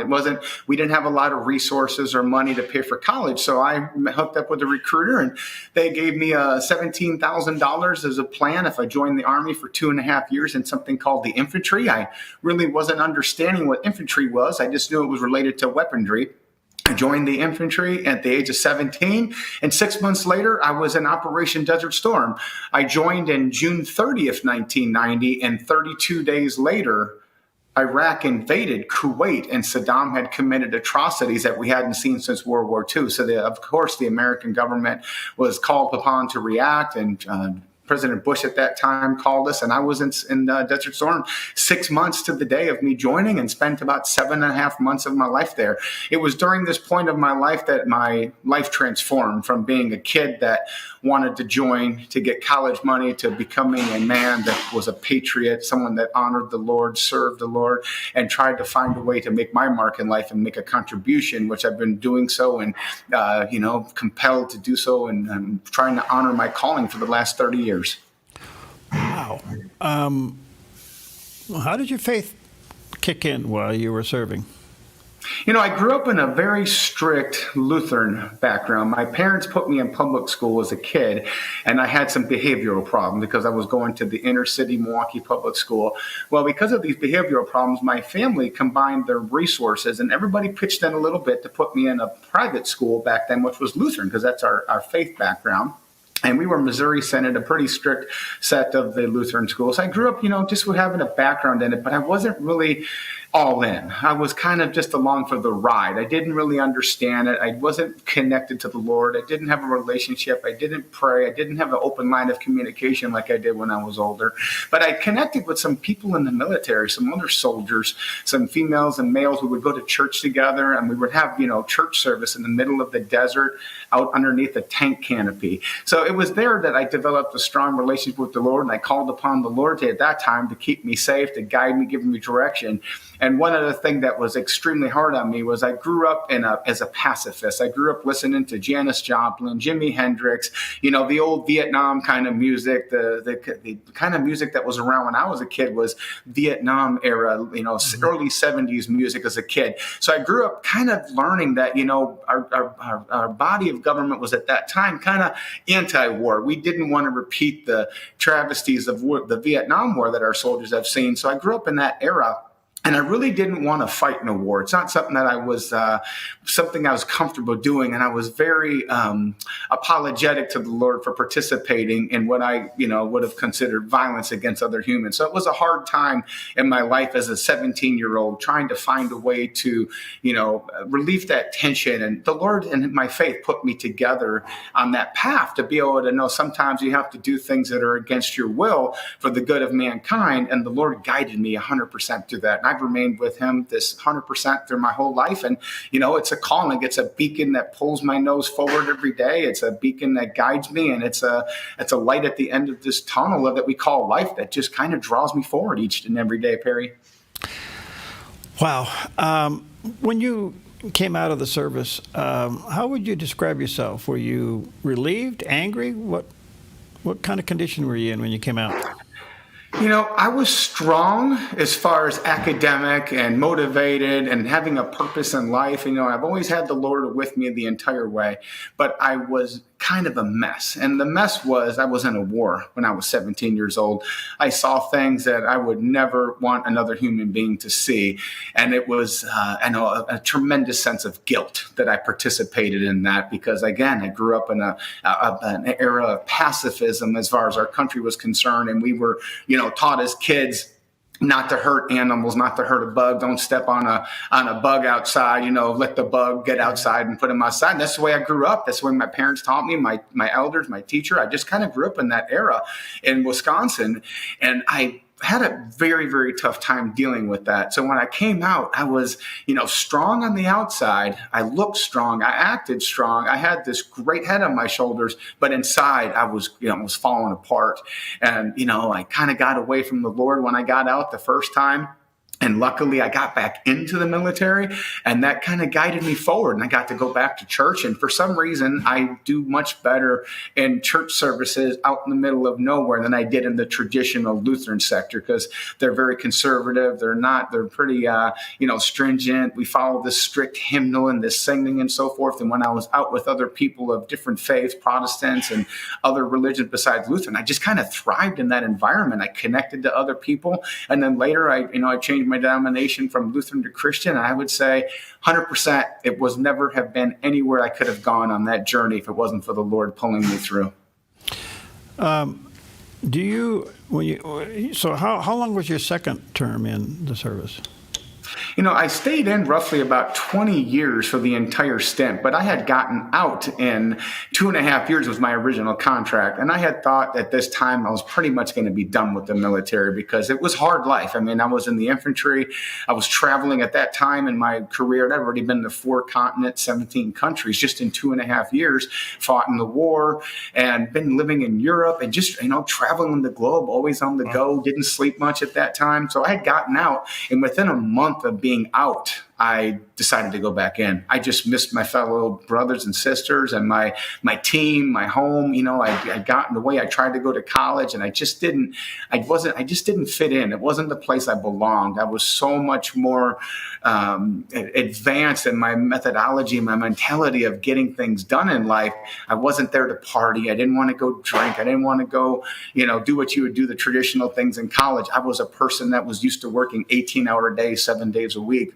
And I decided to join the Army National Guard because they were offering scholarships. And by the grace of God, he directed me to Texas Christian University, where I received a full scholarship to have my college education paid for. And what was great about this for a kid at this time, I was only about 19, 20 years old, is that I was able to go to college full time and I was able to serve in the military, what I would call full time. It was at least 40 hours a week. So going to college full time and doing my work full time, it was just something that I was compelled to do. I was busy every moment of the day, just like I was when I was in the military. That's a beautiful story, Douglas. So you're out, and how in the world did you become a Corvette dealer? Great question, Perry. Great question. It's like this, it's these, like I just mentioned, the calling, it's like certain things in life that you're compelled to do. And the first thing was my uncle was a Vietnam veteran. He was an accountant he wasn't an infantry or armor. He was an accountant in the Vietnam War era.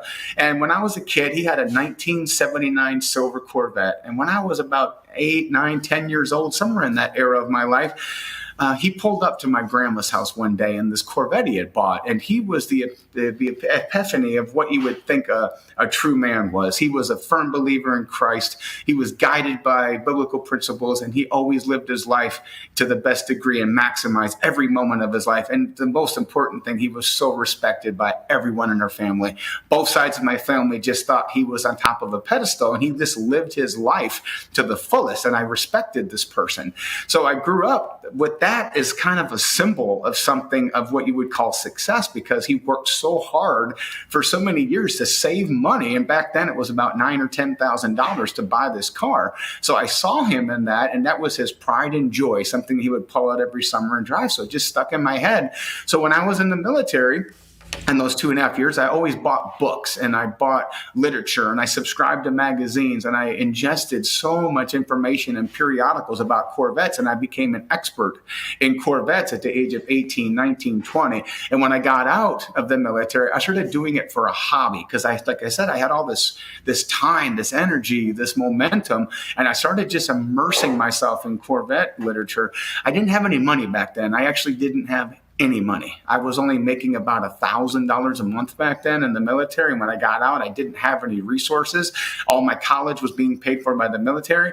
I started again immersing myself, trying to connect with people in the industry, going to trade shows, not knowing that I was going to be a Corvette dealer, but knowing that it was something that I enjoyed and I love and I could be passionate about. And later in life, these opportunities came, and these journey just enveloped where the Lord pushed me in a direction. I started to connect with people. I was good at it. I enjoyed it. I had given self-sacrifice where I would not give up. If people needed me to help them at 11 o'clock at night, by golly, I get up and I go do it. I was all in for everything I did related to that industry. And that propelled me forward. And later I had an opportunity. When I was working somewhere part-time in the Corvette industry, I had an opportunity to rent a building, very, very small building, humble building with no air conditioning, just an old beat-up warehouse with 3 cars. And I started my business with 3 cars on a credit card at 18% interest. Oh, boy. Douglas, I got to get you back because I'm out of time, but you're fascinating. I just want to ask you one quick question because I am out of time. How do you think the military is responding now with not only President Trump in the White House, Secretary of Defense Pete Hegseth? Is it true that enlistments are skyrocketing? Absolutely. Pete Hegseth, the defense secretary, is the quintessential leader, what you would call someone that the people that work in the trenches of the military can respect, they can relate to. I'm on the same bloodline as him. I was a captain in the military, served in 2 war fronts. He served in 3. But something that's unique about Pete Hegseth is that he connects to people at the top, the American people. He's an effective and excellent communicator, a person that's been successful in different endeavors of life besides the military, but he's highly respected by people that do the job day in and day out. So when you take a person that has this charisma, the ability to connect with people at both spectrums, all levels, it just gives you a unique person that can draw people that are compelled to visit, to be with you and to work for you. So you want to work for a leader like this. For the past 4 years, our administration had people that were political leaders that weren't really all in, as I describe it. Pete Hegseth, he dedicates his life to it. This is his calling. This is what he wants to be. He supports the warriors on the ground and the war fighters, and that's why recruiting is at almost an all-time high. We've erased that 40% decline in recruiting, and I think you're going to see the momentum to continue because people are compelled and happy to serve under someone you can respect and someone that has your back. No, it's wonderful. Douglas, you're fascinating. We'll get you back. Let me say to our viewers and listeners, check out his website, douglasernest.com. You can check that out. Check out the author of the book, I should say, The Spirit of a True Patriot, the inspiring story of retired Captain Douglas J. Ernest. And there's a picture of the cover of the book on the screen there. You can get that online as well. We'll get you back, Captain. Thank you for your time. Thank you for your service. God bless you, friend. Stay in there. God bless you too, sir, and best wishes to you and all your viewers out there. Thank you.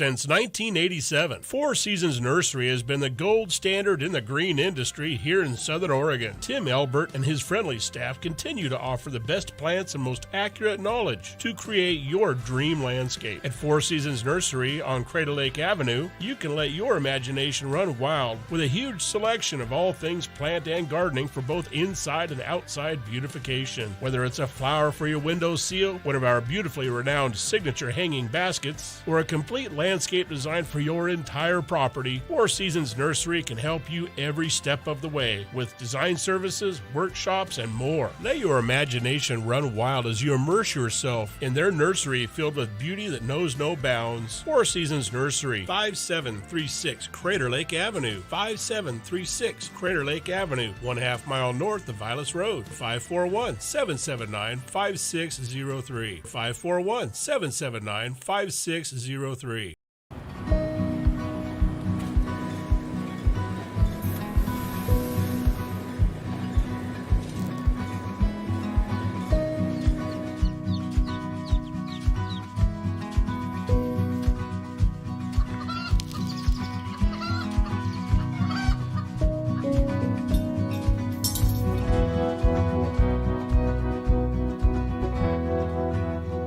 Grange Co-op, where big ideas grow.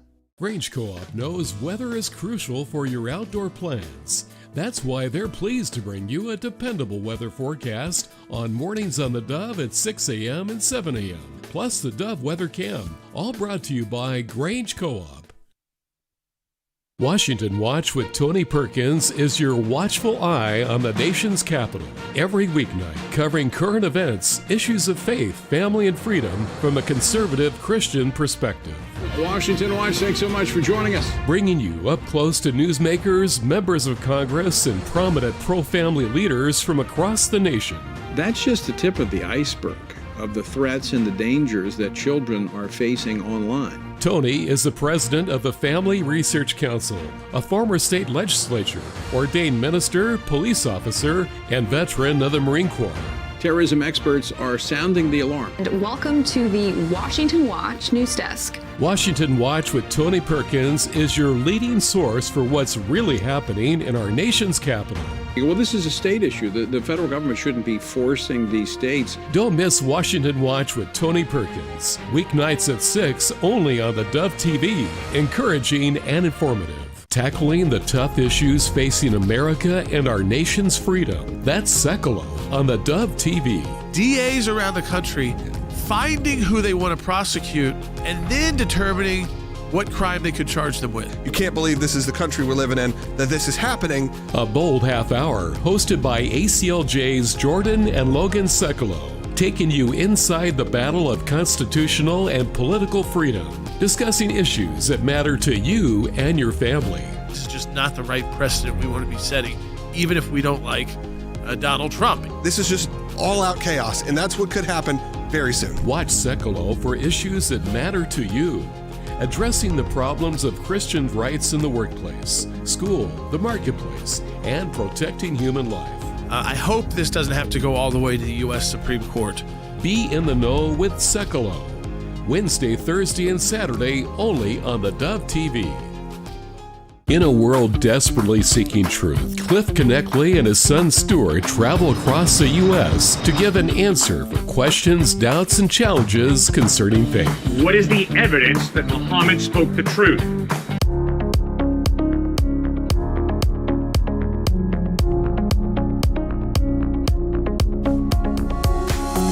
Okay, welcome back. Always a joy to have with us when we have time to sit down with our good friend Dan Perkins. He's a political commentator, the host of What's on My Mind podcast, widely recognized, and he writes romantic novels, a series called Sad Eyes. He has a couple of websites, danperkins.guru. He has a great outreach to veterans called Songs and Stories for Soldiers.us. You can go there. And, of course, you can check out the Sad Eyes romance novels online through Barnes & Noble and, of course, Amazon as well. He wakes up thinking. He goes to bed thinking. I think he dreams thinking. He thinks. That's true. That's true. Hi, Dan. How you doing, buddy? Good. I was watching the promos for some. Are these new shows that are coming on in the evening hour? They're there. They're already on our programs, and yeah, we're part of our lineup. So good stuff. That's yeah. good. Good. Thank really you. Good. Thank you. All right. Well, a lot to talk about. Short amount of time as always. The president did not stick around G7 too long. He didn't like the resolution dealing with Iran, saying we want to monitor the nuclear program. He said no, we want it eliminated. So he didn't sign that, and he got on Air Force One, and he came home early because of the rising tension in the Middle East. What did you think of all that? I mean, we have spent numerous times talking, you and I, about trying to negotiate with Muslims and their commitment to the Quran and to Kiev, that when they're dealing with infidels, they can make all kinds of promises, but there's no penalty for not keeping your promise. Now, yesterday morning, we got an urgent message from the Iranian government. Please, we would like to start talks.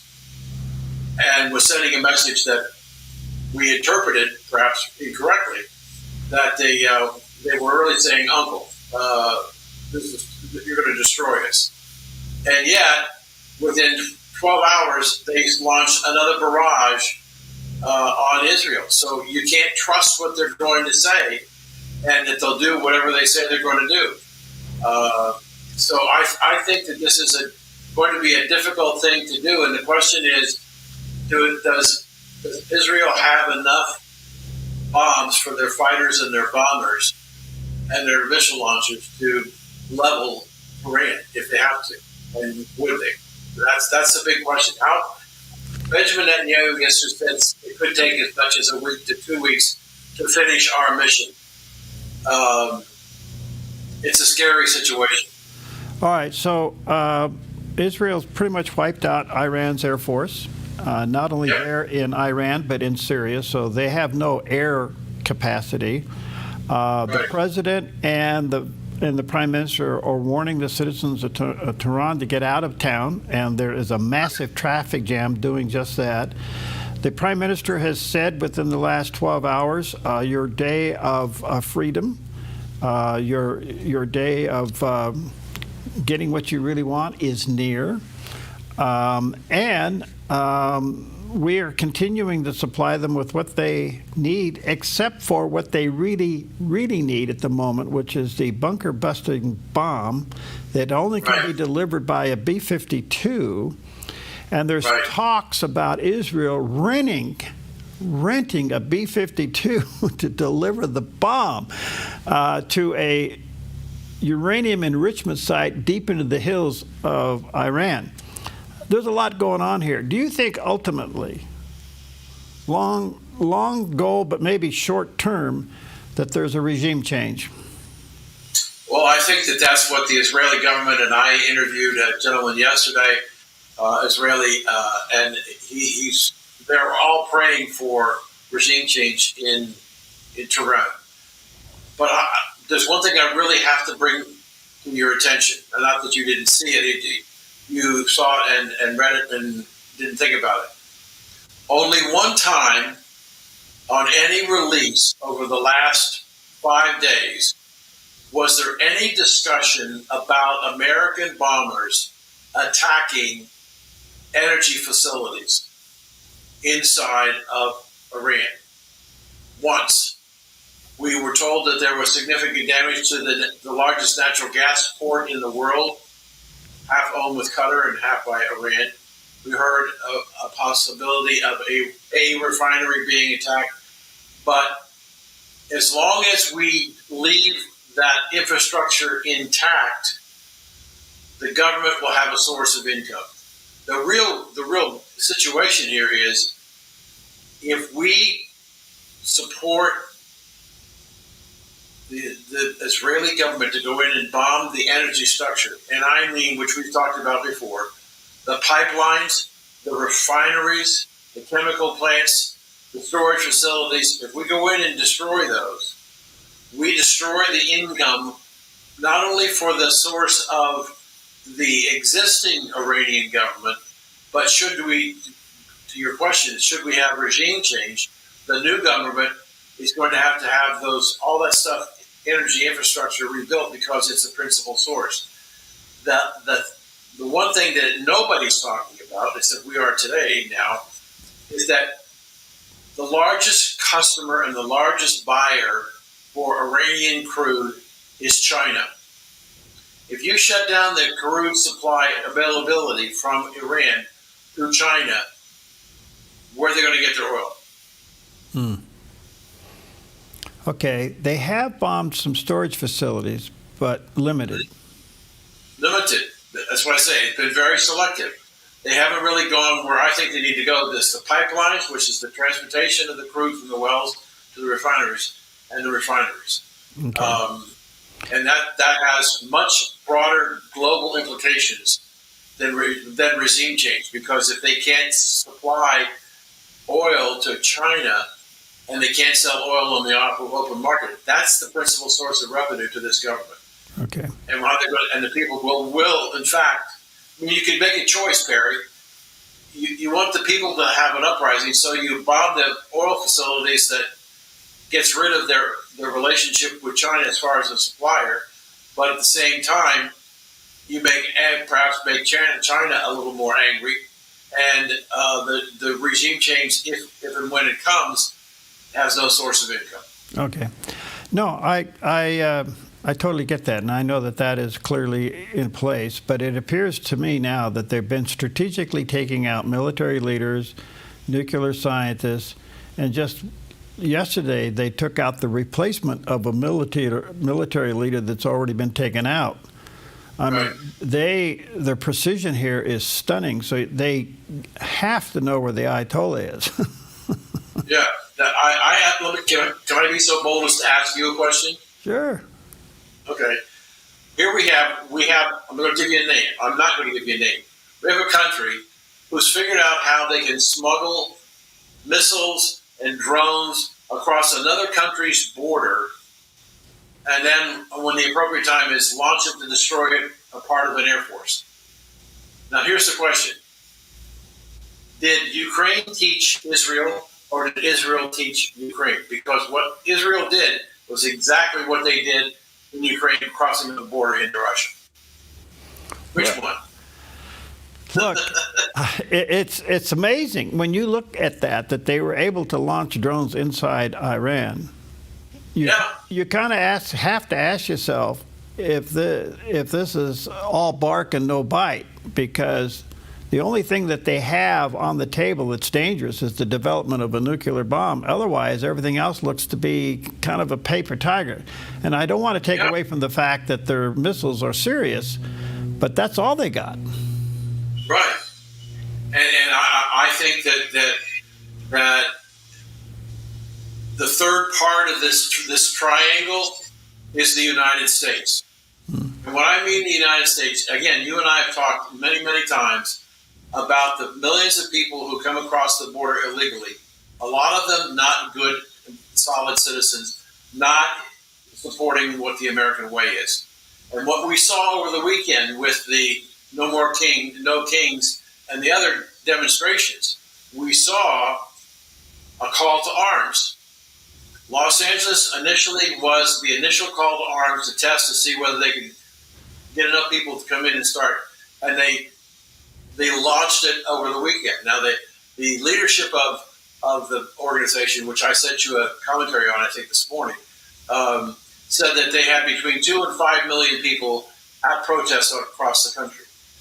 I mean, you could drive a truck between 2 and 5, and you got to ask your question, well, how realistic was the 2 and how realistic was the 5? So I think that there's been some disappointment on the part of the left that they didn't get a larger turnout. And I think what happened in Iran and Israel distracted a lot of people in this country. All right, let me take a quick break. Dan Perkins with us. Check out his website, danperkins.guru. His outreach to veterans, which is an amazing outreach, songs and stories for soldiers.us. And go online and order up his series of romantic novels called Sad Eyes, Volume 1 and 2. You can check that out. There's a picture of the cover of the book. We'll be right back. Sweet Tea Express, we've got you covered. Order at the counter and our friendly service staff will do the rest. Burgers, salads, sandwiches, barbecue platters, sides, and more. Smoked, grilled, and served to perfection. Sweet Tea Express, breakfast, burgers, and barbecue. The Lennox iComfort S30 thermostat can sense changes in your environment. It even knows when you come and go. So now your home's most important system is also the smartest. Metal Masters can give you the smartest home comfort system available. It knows when you're away and adjusts when allergens and humidity get uncomfortable. Trust Metal Masters to provide perfect air for your family. Lennox. Air is life. Make it perfect. With the words, "Behold, a sower went out to sow," Jesus begins the legendary Matthew 13 parable of the sower about God's word and draws attention to the need for good soil in order to bear fruit. This question of good soil motivates and challenges every Christian parent. Can good soil be nurtured in the lives of our children? A similar question was asked by the ancient Greeks concerning virtue. Drawing upon classical traditions like the trivium and the liberal arts, classical Christian schools are coming alongside Christian parents to do just that, nurture good soil and virtue. Now in our 8th year serving Jackson County, Knox Academy, the Rogue Valley Zone K-12 classical Christian school, is relocating to downtown Medford in order to better assist parents as they educate their children. We are currently enrolling students for the 25-26 school year. Visit us at knoxmedford.com for more information. Invest in a future with a strong connection to the past for good soil, deep roots, and fruit at knoxmedford.com.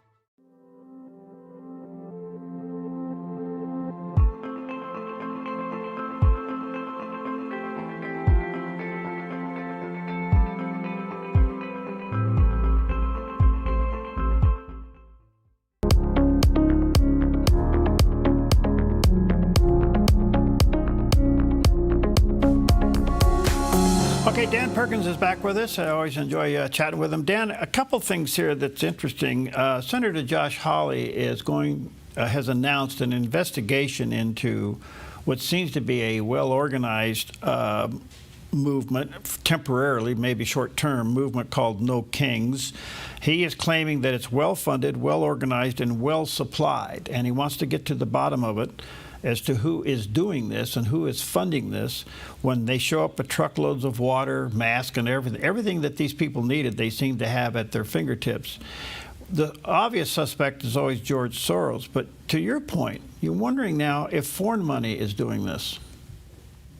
I sent you a copy of a commentary on this very subject matter that you're asking about. And the title of the commentary is "Invisible Isn't Invisible Anymore." Invisible is the name of a nonprofit organization that is sponsored by 198 left-leaning Democratic organizations, which has, and I'm going to be specific about this, has an operating budget of $2.1 billion. They have been the orchestration and the distributor of products for what happened in Los Angeles and what happened around the country with the Kings. So there may be foreign money, but if you go to their website, which that story that I sent you is on your news, Dan Perkins, and you'll be able to see a link to the website of the company, of the foundation, the nonprofit, and they'll look at all 198 organizations that belong. Part of the leadership of that organization is run by the president of the American Federation of Teachers. And Randy, yesterday, resigned from the Democratic National Committee. Right. Also, the president of the Service Employees Union resigned from the Executive Committee. Because the Democratic Party was trying, the leadership of the Democratic Party is trying to move more towards the center, and Randy and the other person said, no, we're not going to do that. If you're not going to go our way, we're leaving. So we had two big union leaders who've been very outspoken against the president and what's going on, resigning from the Democratic National Committee, but are on invisible.